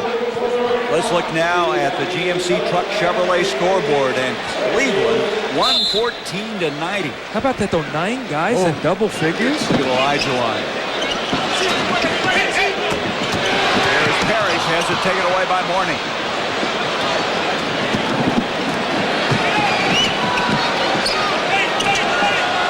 Cannot relax against Charlotte because they can score points. They're the second highest scoring team in the league at 110 points. So you must continue to defend against them. They are a team of spurts. So your defense has to remain strong and consistent throughout a 48-minute game. Rick Fox committing the foul. Fox has played very well for this Boston team down the stretch, hitting 60% of his shots in the last 20 games. A steal attempt by Douglas. Douglas feels Muggsy had it, but it's going to go back to the Hornets. Curry inside now. Good morning. Little left-handed hook, tries to follow. And we're going to have a traveling call. It'll go to Charlotte. A guy who's been very quiet tonight for Charlotte, who's an important part of the team, is Del Curry. He has only 1 field goal. They need for him to break loose and hit a couple perimeter shots. Right now, Boston is very strong in the paint, and they are forcing Charlotte on the perimeter, and they have not been able to open up in this third quarter by hitting in the outside shots. It's further complicated the fact that Bogues doesn't want to shoot, so you got both of your guards not scoring. Muggsy's wide open. That's the shot he has to make right there. That one is what we talked about. First time in his career that he has averaged in double figures, averaging 10 points in the regular season. 70-63, 7-point lead for the Celtics. Inside 5 minutes to go in the third. They jump out on the trap on Douglas. Abdelnaby, nice running one-hander. He's a different player in the second half. Well, we talked about it on the start of the telecast. He can be feast or famine. Well, he's feasting in the third quarter. That's his third field goal for 6 points after a scoreless 7-minute first half. He has really settled into this Boston team after coming over in the trade. John Barry, they went to Milwaukee, their #1 draft pick. Del Curry can just not get on balance and rhythm. Abdelnaby playing with some confidence. You can see that, but this time he traveled with it. Coming up next, the Trailblazers, the defending Western Conference champions, opening up their first-round series against San Antonio. Today, the San Antonio Spurs, they were unbelievable when John Lucas first came in. They settled down a little bit, come back to earth a little. That should be a very good series. We understand that Clyde Drexler will not play in that ball game. Of course, he didn't play down the stretch. Here's Abdelnaby, followed by the Chief. Larry Johnson is not getting back in transition. That's twice now Abdelnaby has beaten him down the floor. Mourning has to come over and block the shot, and now Parrish gets the score. But that was all caused from the transition defense or lack of it. Oh, that's a tough by shot. Charlotte. On that trip down the floor, Doug, the Hornets look really frazzled. They look like you saw Muggsy yelling at somebody yelling at each other. It's a young, lack of playoff experience, the youngest team in the playoffs, the Charlotte Hornets. You can see some of the frayed edges. Here's Abdelnaby. Boy, he's playing with confidence.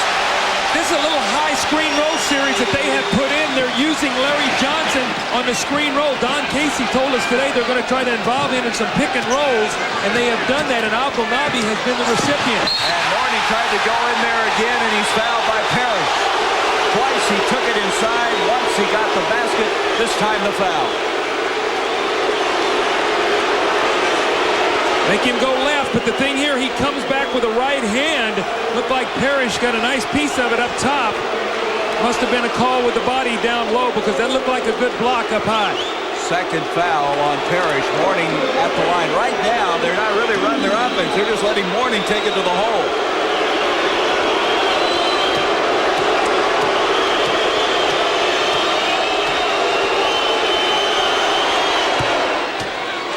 Points for Alonzo with 8 rebounds. This is the high screen roll series I was talking about involving Larry Johnson. He steps out, and Abdelnaby now, that's twice he's gone down the lane for scores. So the game plan of Boston was to involve Larry Johnson in some screen rolls. They've done it in the third quarter, and it's been very successful.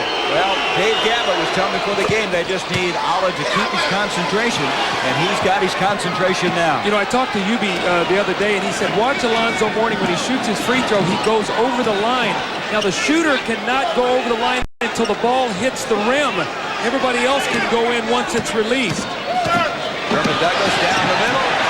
Went right by number 33, Mourning, who got there late. We're going to have to make an adjustment on that play. That's 4 possessions now.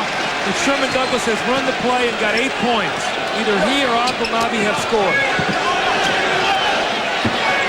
Curry has to kick it out to Kenny Gaddison. In this third quarter, Sherman Douglas 6 points and 4 rebounds. He had those 2 putbacks, remember, early? Douglas distributing the ball to Gamble. That would have been a 3. That's what Douglas has done so well. He's looking to pass first, shoot second. Inside it goes. Nice give by Gill. And Douglas is very slow getting up. I think he'll be all right. He hit the standard up to the goal, and he seems to be all right. He's walking off, but a little groggy as he leaves. We have a timeout. 2:06 to go in the third. Third period, things have come to a conclusion at Richfield Coliseum, and the Cavs in control in Game 1 against the Nets. Danny Ferry, Hot Rod Williams play a little catch. Hot Rod had 9 points, one of the few guys who didn't hit double figures. 8 Cavs did. Brad Doherty, 14 points, 14 boards, 16-point win for the Cavs. Now back to Boston. Hornets trail 78-69, 2:06 remaining in the third quarter. Gary, let's take a look at the high screen roll series that Boston is hurting Charlotte with. What you're going to see is Sherman Douglas and Ala Abdelnaby will play screen roll, and as we roll this forward, we'll watch the play develop. We hold it right there. Here's going to be the screen. Larry Johnson's going to show up big to stop penetration, and we'll roll it forward, and we'll show you what has to happen. All right, we stop right there. As Abdelnaby rolls, Mourning has got to come quick. Kendall Gill has got to step back in front of Parrish. You're going to see they're slow getting there. And twice now, Abdelnaby has gotten to the front of the basket and delivered. They're going to have to make an adjustment on that play. Delivered, I guess. He has 8 points after not scoring any in the first half of play. 11 points has been the biggest lead for Boston. Now by 9. Kevin McHale has checked into the ballgame. Parrish, the hook over Mourning. Johnson and Gaddison have position, and Gaddison will come out of there. He's the all-time leading rebounder prior to this year, before the arrival of Larry Johnson in his second year taking over that, as Mourning is fouled inside by Kevin McHale. You can see in Charlotte's transition game what I call the post lane sprinter, or the big guy. The first big guy down is sprinting to get his head underneath the rim and posting quickly. We've seen it with Larry Johnson. That time we've seen it with Mourning. So their goal is to get down there quickly and look for the quick post up, and the point guards are trained to look for that. So Charlotte's having a lot of success with that now. Alonzo Mourning at the line. He has 18 points in the game. And we talk about a guy who gets to the free throw line. We talk about free throw shooting. This is a guy on the season now. He's a 78% shooter, but more importantly than that, 634 attempts, which puts him in the top 6 in the league in attempts. D. Brown now checks into the Celtic lineup. So it's Brown, Rick Fox, Kevin McHale, Sherman Douglas, and Robert Parrish.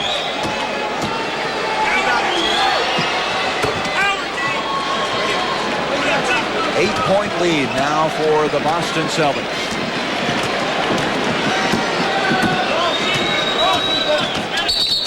Going to have a holding foul on Del Curry as he tried to stop baselining Sherman Douglas's move. Interesting matchups right now. Charlotte is going big. Gill and Curry. This puts Curry on Douglas. He cannot handle his drive. D. Brown is being played by Gill with quickness, so Sherman Douglas with this matchup should be able to penetrate and make some things happen. That was a 14 foul now against Charlotte. Minute 19 left in the third. McHale backing in on Gaddison. Good ball movement. Rick Fox takes it inside. As we said, he's been playing very well the last 10 games for this Boston team. Johnny Newman in the ball game. Fox is on him. Kendall Gill ducks in. McHale might have gotten a piece of it. That's the old Kevin McHale, the shot blocker. D. Brown. Del Curry brings it down. Curry's been so solid coming to that six-man roll, but he's still not able to hit from outside. Mourning tries to keep it alive. Fox with the defensive board. D. Brown will try again. Charlotte's going to struggle with this lineup right now. They don't have the quickness in the backcourt to play Douglas and Brown, so they're going to have to post, or they're going to have to let their guards punish the smaller Boston guards. Quickness is winning over size right now. Biggest lead of the ball game for Boston, 12. Kendall Gill. Gill had 19 points in the first half. He's had a tough time in the second half. He has 21, only 2 points in the second half. Del Curry, I sense a little frustration on his part. He has not shot the ball well. They had a numbers break, and instead of throwing the ball ahead, he drove the ball to the three-point line and tried to shoot the three. At that point in time, I don't think that was a decision you want to make. You want to get something going to the basket. Kendall Gill 1 for 6 here in the third quarter after 7 for 11 first half start. Sidney Green, who played briefly in the first half, will come in. They'll give Mourning breathers as they have 20.7 seconds left. And also David Wingate, who started several games. In fact, he started 32 straight for this team. He's had some knee problems, and since Johnny Newman has come in as a starter.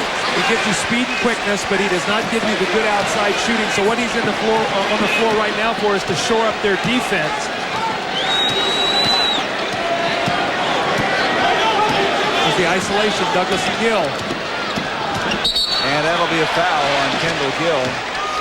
That will be his third, and that is over the limit. They are in the penalty. That's a young team. You know, Kendall Gill's looking at himself, saying, that's my fault. Thought we had one to give. They didn't. So now Douglas will shoot 2 free throws. Those are the little mistakes you make the first time around. Only thing is, Sherman Douglas is a terrible free throw shooter. Yeah, maybe it's a good foul, I guess. Well, as we say that, he nails it. He came in here, Sherman Douglas did, shooting 56% from the line. But look at his first and second half overall. He credits Chris Ford and Dave Gavitt with staying with him through his personal problems when he took a leave of absence from the team. He said, these guys hung with me and they gave me a chance. He's in the best shape physically I've seen him in a long time. He's much leaner than he was last year in the playoffs. He has more quickness and definitely more confidence. And he's won the fans over. They were so down on him. He has 11 points, 10 assists, and 6 rebounds. Muggsy Bogues at the buzzer. So we have played 3 here at the Boston Garden. 83-71. And one of the reasons the Celtics enjoy this lead is Ala Abdelnaby, who did not score in the first half. Came back strong here in the third stanza to score 8 points. So Boston has the lead as we go to the fourth quarter.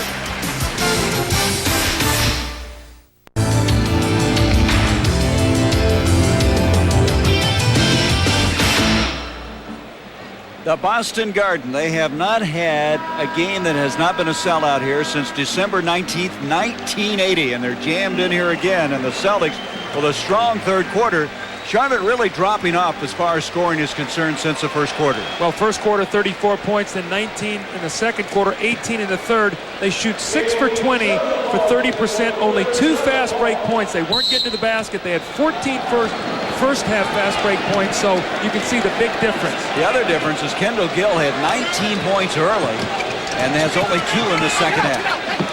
Johnny Newman, who can help with his slashing ability, has it stripped, reloads it inside. Good effort by Sidney Green, and they'll set it up again. Rick Fox in there for his defensive ability. He plays very well at the defensive end. Gaddison turnaround jumper. Boy, Alan Briscoe's really rolling dice with his team he's got on the floor now. Sidney Green, Gaddison, Wingate, Bogues, and Newman. The only guy that can score with that team right there is Johnny Newman. Xavier McDaniel, who did not play in that third quarter, comes in and nails that one. He now has 10 points in the game. They got to be really careful that the next 2 minutes they don't lose this game. They've got to stay close enough so when the regulars come back on the floor, they've got a chance to finish this game and maybe win it. One thing that's been established, Doug, is Muggsy Bogues is going to get a lot of shots. He's going to be given those shots outside. He's got to prove he can make them. Got the bounce there. Going right back to X-Man in the post. D. Brown will pop it right into him off the screen and roll. Watch him sliding out. Addison jumping out. Daniel, little jump hook. Good effort by Rick Fox. It'll be off of Boston. We talked about the key three. Who would step forward to help the Chief? Well, you look, they've combined for 24 points tonight, so I think that's pretty good production from that position. And Abdel Nabi stepped forward in the second half after not doing much in that first half. That's a foul on Rick Fox. Got a piece of Johnny Newman. You know, it's been interesting with Boston. It's like the third quarter was Abdel Nabi. The second quarter was McHale, and then at the end of the second quarter, it was X-Man. So what they're doing is they're making a conscious effort to go into those people to score when they're in the game. They're going right into the post, and Charlotte's interior defense has not been good tonight. They're giving up a lot of point-blank shots. Boston in the third quarter shot 64%, 14 for 22. They had shot 56% at half, so they're well into the 57, 58% shooting tonight. Those key three have kind of come at them in waves, as you were just describing, and I trick Ford to take that the rest of the playoff. 2-on-2. X-Man will pull up with it. Good hustle effort by Sherman Douglas. Stays it to D. Brown. Brown fouled by Gaddison. D. Brown was going to try to tear one down, and Kenny Gaddison came over and prevented it. That's 3 offensive rebounds in the second half for Sherman Douglas. 2 for scores, a great hustle play. He finds D. Brown, who gets fouled. You know, in all fairness to Gaddison, we saw D. Brown make a move like that. Remember against the Suns when he went down the baseline? Oh, we sure did. Exploded and dunked it with his left hand. The only thing we missed was he did not cover his eyes with his right arm on the way through. So Gaddison was ready and waiting and committed the foul. D. Brown has found really a new lease on life with Sherman Douglas starting. It's allowed him to play the off guard. Oh, I agree, Gary. What he's done, he's a combination guard. Now, he actually was a forward in college. Now he's playing his natural position, and it's relieved a lot of the pressure. Biggest lead of the ball game now for the Celtics. They'll try to build it even more. Into McDaniel. Nice spin move. Reverses it. Sidney Green with a rebound. Bogues out to Wingate. Wingate slices inside. They picked him up as a free agent. He's having some problems with the knee. He's got a rough area behind the kneecap. He'll have to have some minor surgery after the end of the season. 87-76 Boston.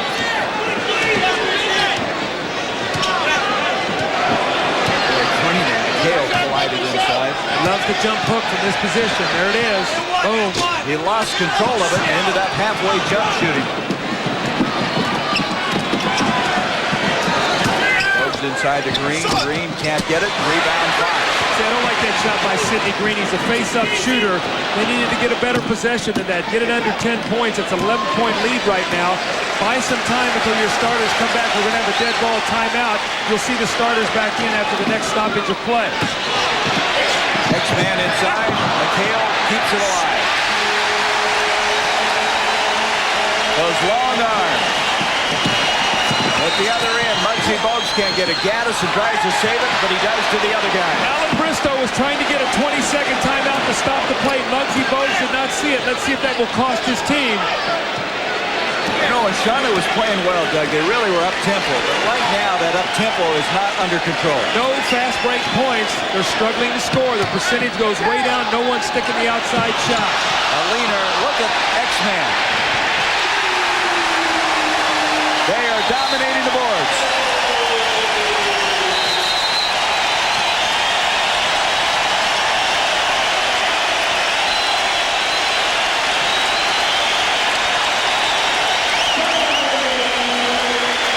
Timeout, and the Boston Celtics with their biggest lead of the game. Here's tonight's Dutch boy in the paint, and they're rebounding, really pivoting around in this one. Well, you can see the second half rebounds, 14-10. Xavier McDaniel with a spectacular offensive rebound and a putback. This crowd is excited, and they're chanting, Larry, Larry, Larry Bird is here tonight.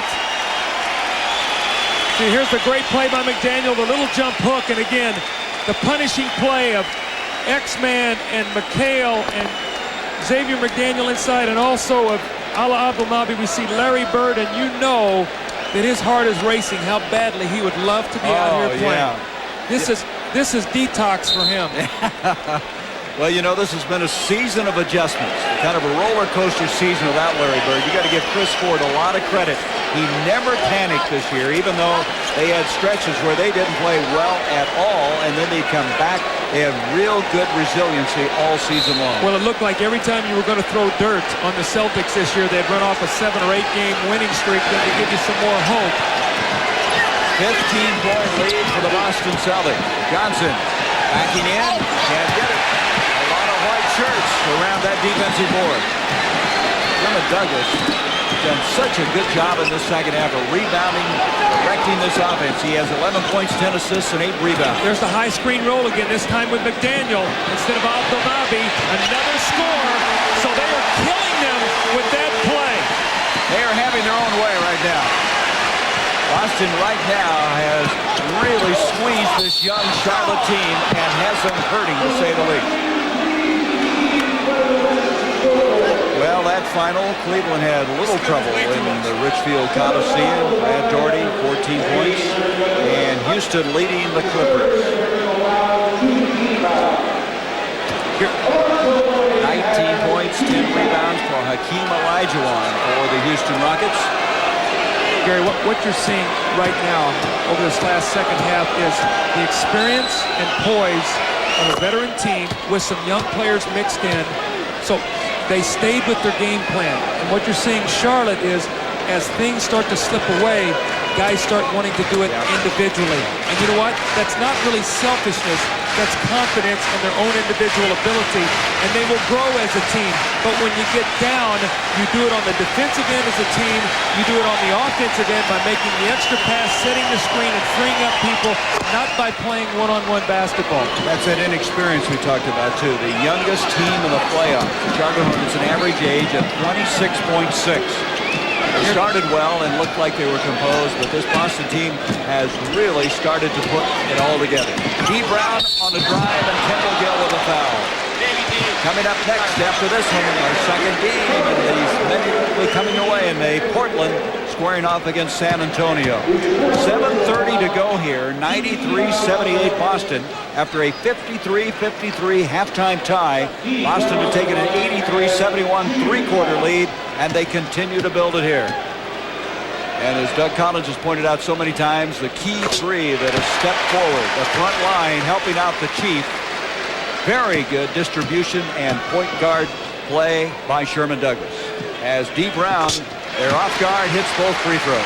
He's made some spectacular plays tonight, D. Brown. A quiet night for him statistically, but a sensational night with some of the plays that he's made to get this crowd excited. You joined us late. You missed one goaltending and another shot that he blocked like he had volleyballed it back. See the shot that Kendall Gill took, though, that was not a good shot. It was a forced shot over McHale. Inexperience really showing up. Douglas down the middle. And what about the difference in the shot selection on this end? Again, Charlotte's got to compose themselves right now. You take that young energy, and you can also lose your confidence as quickly as you can gain it, so they need to get their poise.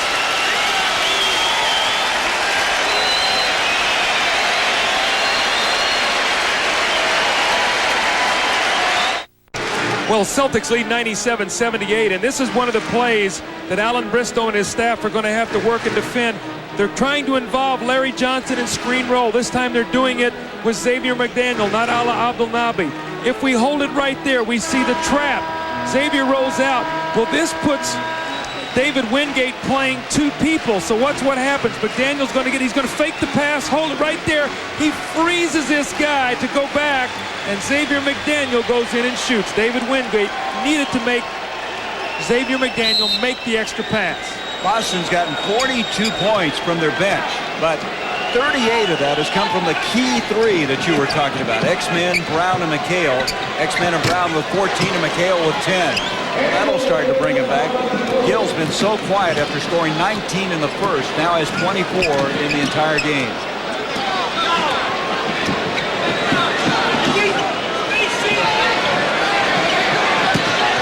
Daniel backing in on Johnson.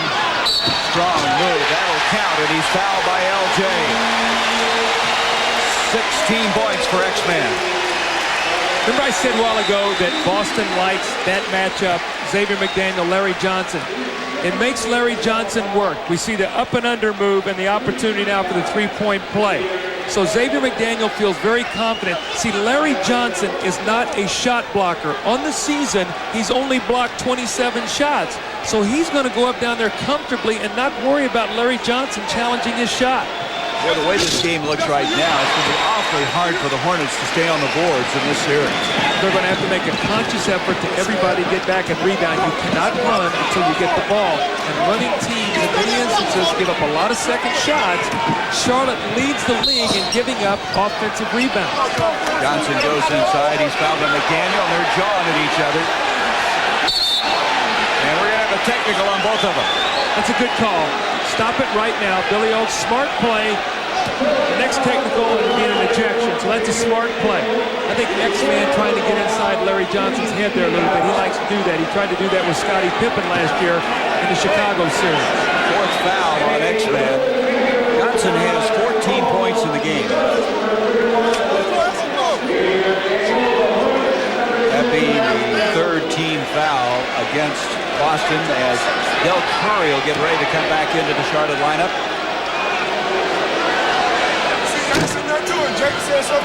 Well, I think you really nailed this, Doug, at the top when you talked about the key three. The key three has made it a long night for Larry Johnson. He has been swarmed in there, looking around, different guys flying at him, both offensively and defensively. And the bench from Boston. Anytime that Chris Ford has gone to his bench, he's got production.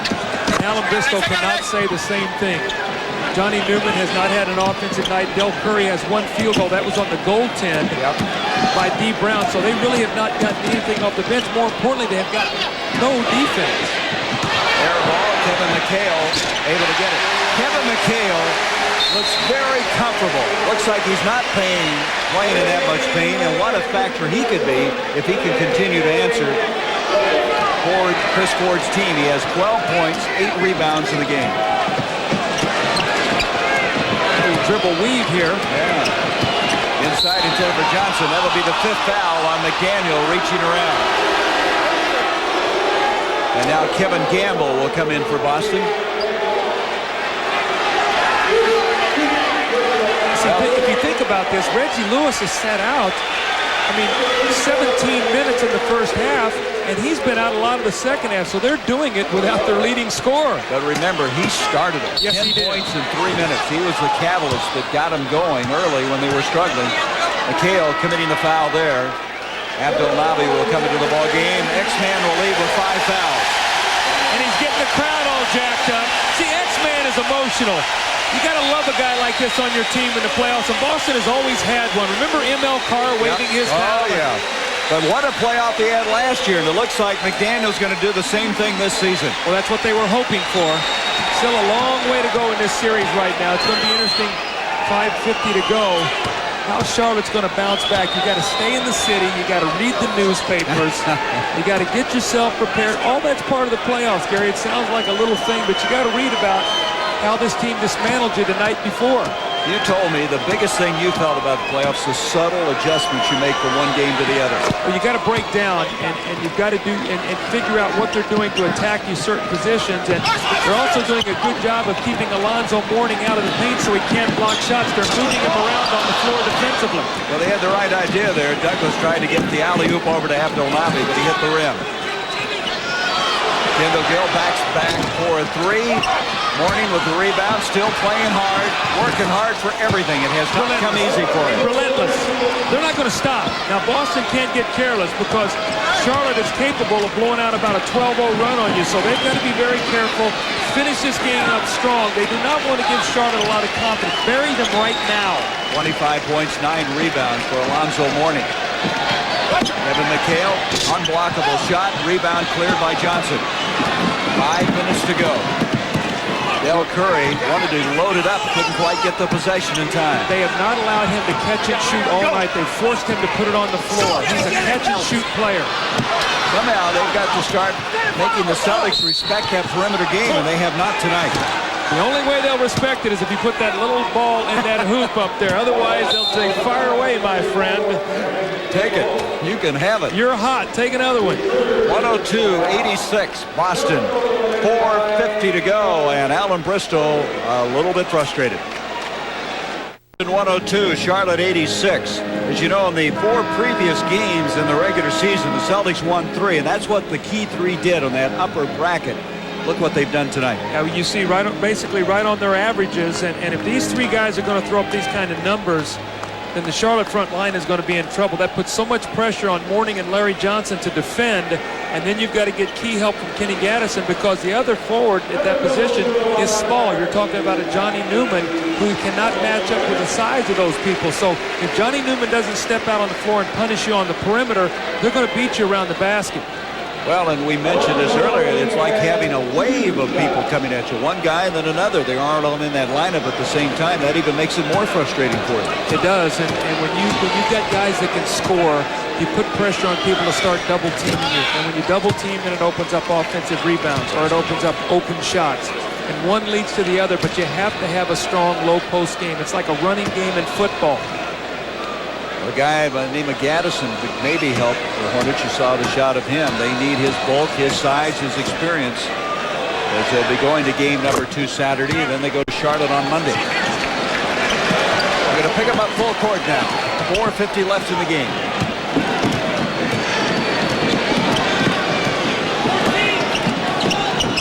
That will be off of Charlotte. It'll be Boston's basketball. Gary, our stat guy Paul Evans gave me a great stat. Charlotte bench, 5 guys have 2 points on 5 of 19 shooting. 1 for 8 for Curry, 1 for 3 Gaddison, 1 for 3 Bennett, 1 for 4 Green, 1 for 1 Wingate. I think that sort of says it. And you look at those, I think except for one of those are all perimeter shots. Right. So they're not hitting any of that from outside. Rebound to Larry Johnson. So 2 things that Charlotte is struggling with. Rebounding in the second half and their perimeter shooting from outside.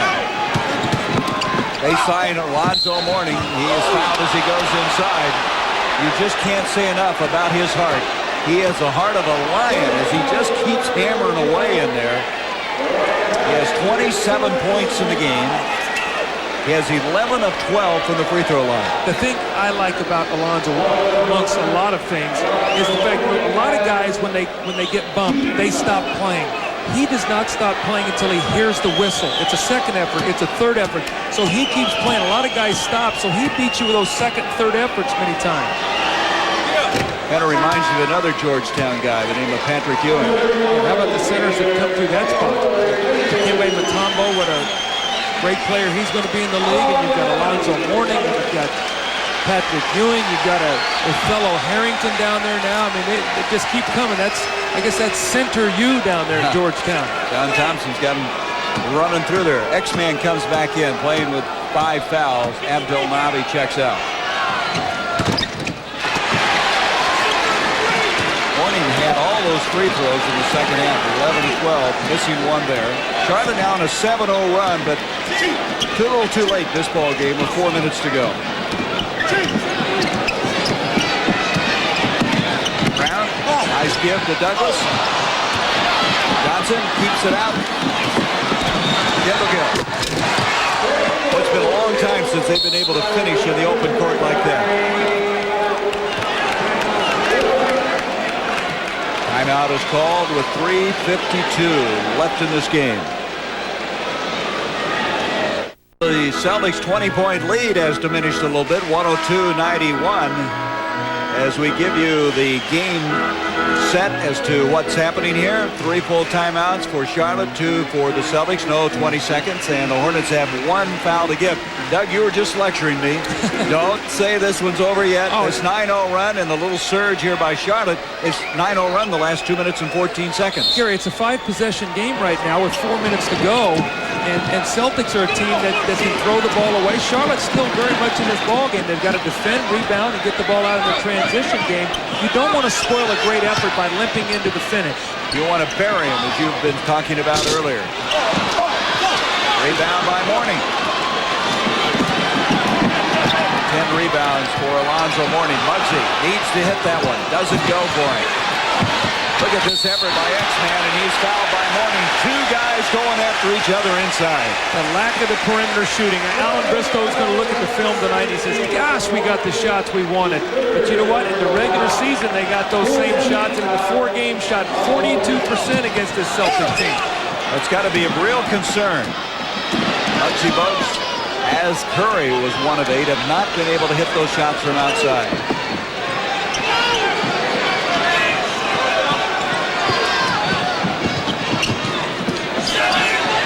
Using a lot of clock. Curry trying to hold Gamble out. Good positioning. Out it comes to Muggsy again. Again, as it comes off to Dale Curry. Curry needs this one to go. That's not a good shot. He's 1 of 9 now. And it wasn't even a three-pointer. Not even close. Kendall Gill. Getting a little sloppy right now as it comes to Alonzo Mourning. Mourning takes it to the hole. He's fouled. The basket will count. Now, how about that move for a 6'10 guy in the open court? He came at him with Robert Parrish backpedaling, and he gave him a little move to the left with his head and shoulders right there, and he brought it right back. And look at the concentration in the finish. I love this Alonzo Mourning.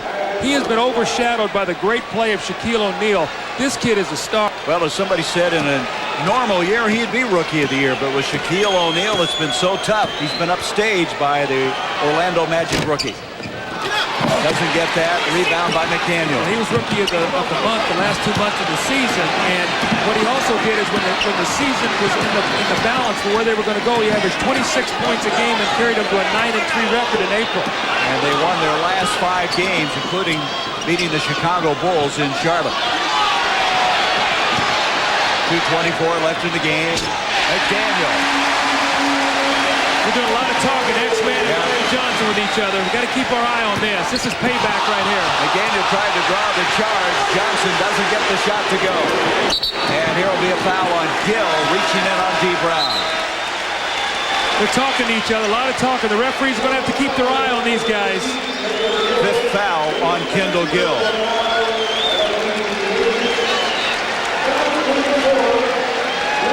The quick post by Larry Johnson. Little shoulder drop there by Larry Johnson. The X-Man goes down. No call on the play, but we got a good crew here of referees, veteran referees, Terry Durman, Jake O'Donnell, and Billy Oakes. So these guys will watch. They know that in the playoffs, when you see a team maybe 5 or 7 times, that the first game sets a lot of the tempo for what's going to happen in the rest of the series.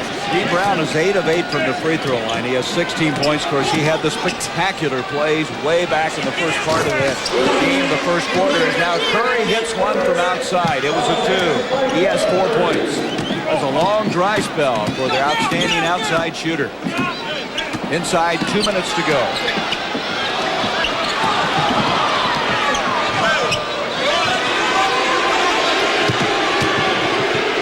They double on Parrish. Boy, did he put that one up in the rafters. Look at him. He ran all the way behind Alan Bristow. So he gave it his Cadillac trot down the floor. And that's what it is. He gets those shoulders back. You think he doesn't have a lot of pride, Robert Parrish? All he read about was Alonzo Mourning. He said, don't forget about Robert Parrish now. Well, you don't play till you're 39, almost 40 years if you don't have some pride. And here he goes again.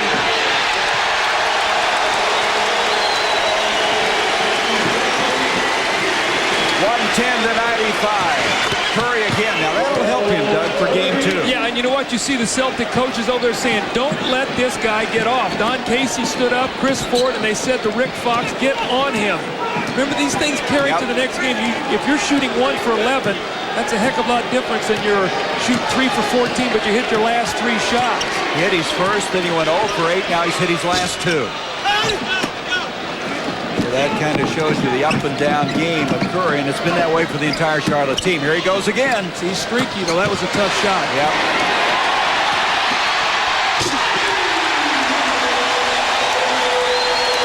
They love it in the Boston Garden. X-Man with 21 points. 13 of them coming here in the 4th quarter. Mop-up time now as we go to the final 30 seconds of Game 1. Game 2 Saturday. Game 3, you'll see it here on TNT Monday night from the Hive, the Charlotte Coliseum. Coming up next, the Trailblazers in San Antonio. Bugsy gives to Kendall Gill. So Gill finishing strong after starting well, has 30 points. And Boston will take a 1-game-to-none lead in this best-of-5 series. I don't like that, taking that last three like that. I'd like to walk off the floor. You've won the game. That gives Alan Bristow something to say to his guys, or they want to stick another three on us here. 112 to 101. Boston with the win. And so in the 5 meetings they've had this year, the Celtics have won 4 of them. And this was a game where we wondered the young, inexperienced Charlotte team might start poorly. They didn't. They started very fast, but then Boston's experience, the key three, as you labeled them, made the big difference. 37 points they scored in 2 periods combined, second, third, after a 34-point first quarter. Defense by the front line of the Boston Celtics. Ernie Johnson, you got it in Atlanta. All right, thanks to Gary and to Doug. Nellie, that game was a dead heat at the half, tied up at 53. What gave Boston the edge in the second half? Reggie coming back for sure. He had a great second half. And I just think it's savvy. You know, everybody talks about the young legs of Charlotte, but it's really savvy and experience in the playoffs. And I think really it gets into your head a little bit, doesn't it? If you're a young team and you're walking into Boston Garden, that's a heck of a place to play your first playoff. You better believe it. And you saw Larry Bird sitting there, and Red Auerbach there was somewhere, and a whole lot of other ghosts. Legends everywhere you look. Elsewhere tonight, the New Jersey Nets and the Cleveland Cavaliers opened up their best-of-5 Eastern Conference first-rounder, and to no one's surprise, really, Cleveland dominated this thing, won it by 16. They went after the backcourt of New Jersey right away. Yeah, Petro's got enough trouble guarding with 2 healthy legs, and when he's got the bad leg, he just can't guard anybody. Danny Ferry, that won't go, but Larry Nance got a broken left index finger, but jammed it home with the left hand. Derek Coleman did have a big night, 31 points, but he didn't get much help from his fellow Nets. No, I'll tell you, Petrovic was 4 for 13. The outside shooting just wasn't there. They shot probably around 40%, not counting, the big gun of Coleman. And there's Brad Daugherty, 14 points, 14 rebounds. Cleveland led this thing by about 26. They win it by 16, 114 to 98. You sum it up, Cavs with a 1-0 lead, 9 guys in double figures, and there you go with the offense. Not much help for Derek Coleman. The rest of the starters only getting 25 points. Derek Coleman with 31. So it's Cleveland 114 to 98. They take a 1-0 lead. Boston also took a 1-0 lead, and you'll be hearing from the X-Man, Xavier McDaniel, when we come back. First round series between the Clippers and the Rockets. The Clippers had closed to within 5 in the third period, but Houston now out to a 95-78 lead about midway through the fourth period. Boston a winner over Charlotte. Let's go back to the Garden, guys. Ernie, thank you. Boston takes a 1-game-to-none lead, 112-101 over the Charlotte Hornets. If you look at some of the keys to this game, Sherman Douglas, who's been running this team so effectively at the point guard, 13 points, 11 assists, 9 rebounds. Look at the bench scoring, most of that coming from the key 3 that Doug Collins was talking about, 53 to 14. Field goal percentage, 55 to 43. And our tonight's Budweiser player of the game, the X-Man, Xavier McDaniel. He had 21 points, 13 of those coming in the fourth quarter. And X-Man, what is it about playoff time? You were sensational last year, and you've done it once again. Luck, probably, more than anything. I don't know. This is the time of the year, throughout the regular season, this is what you're playing for, and I try to give it all I got. You were John a little bit, you and Larry Johnson, and you were trying to establish some supremacy there. Well, I think he got a little upset because I made a nice move on him, got a 3-point play, and he said, nice move, and I said, you damn right. So I guess he got upset at the comment that I said to him, and, he's young, and he's an upcoming star in this league, and I don't think he realized that I've been a 20-point scorer in this league before, too. So when they don't double me, my eyes really light up, and when they don't double me, that just gives me the red light to just shoot it every time I get it. Well, X, you guys had to be very happy at halftime. Although the score was tied, you were out-rebounded 23 to 14, 8 points you gave up on the offensive boards, and Reggie Lewis had been out for 17 minutes. So it looked like you came out and started out the third quarter double-teaming them and forcing them to shoot the perimeter shot, and they never could score. Well, we wanted Muggsy to shoot a lot of those shots, and he missed a couple of them early, and that enabled us to get the 7-point lead. And then we started realizing that they were late rotating on the screen and roll that we were talking about earlier. Alla got like 3 or 4 baskets. I got a couple baskets off that. And so they didn't rotate very well tonight. And I know they're going to look at the game films and try to make some correction, and we are too. Thank you, X-Man. Congratulations on game number 1. All right, thanks. Xavier McDaniel, 112-101. X-Man with 21 points as the Celtics take a 1-0 lead in this best-of-5 series, Game 2 Saturday. And coming up next here on TNT from the Memorial Coliseum in Portland, the defending Western Conference champion Portland Trailblazers against the San Antonio Spurs. So the Boston Garden, which has seen now 454 playoff games, see it go in the W column for Boston. For Doug Collins, I'm Gary Bender saying good night from Boston.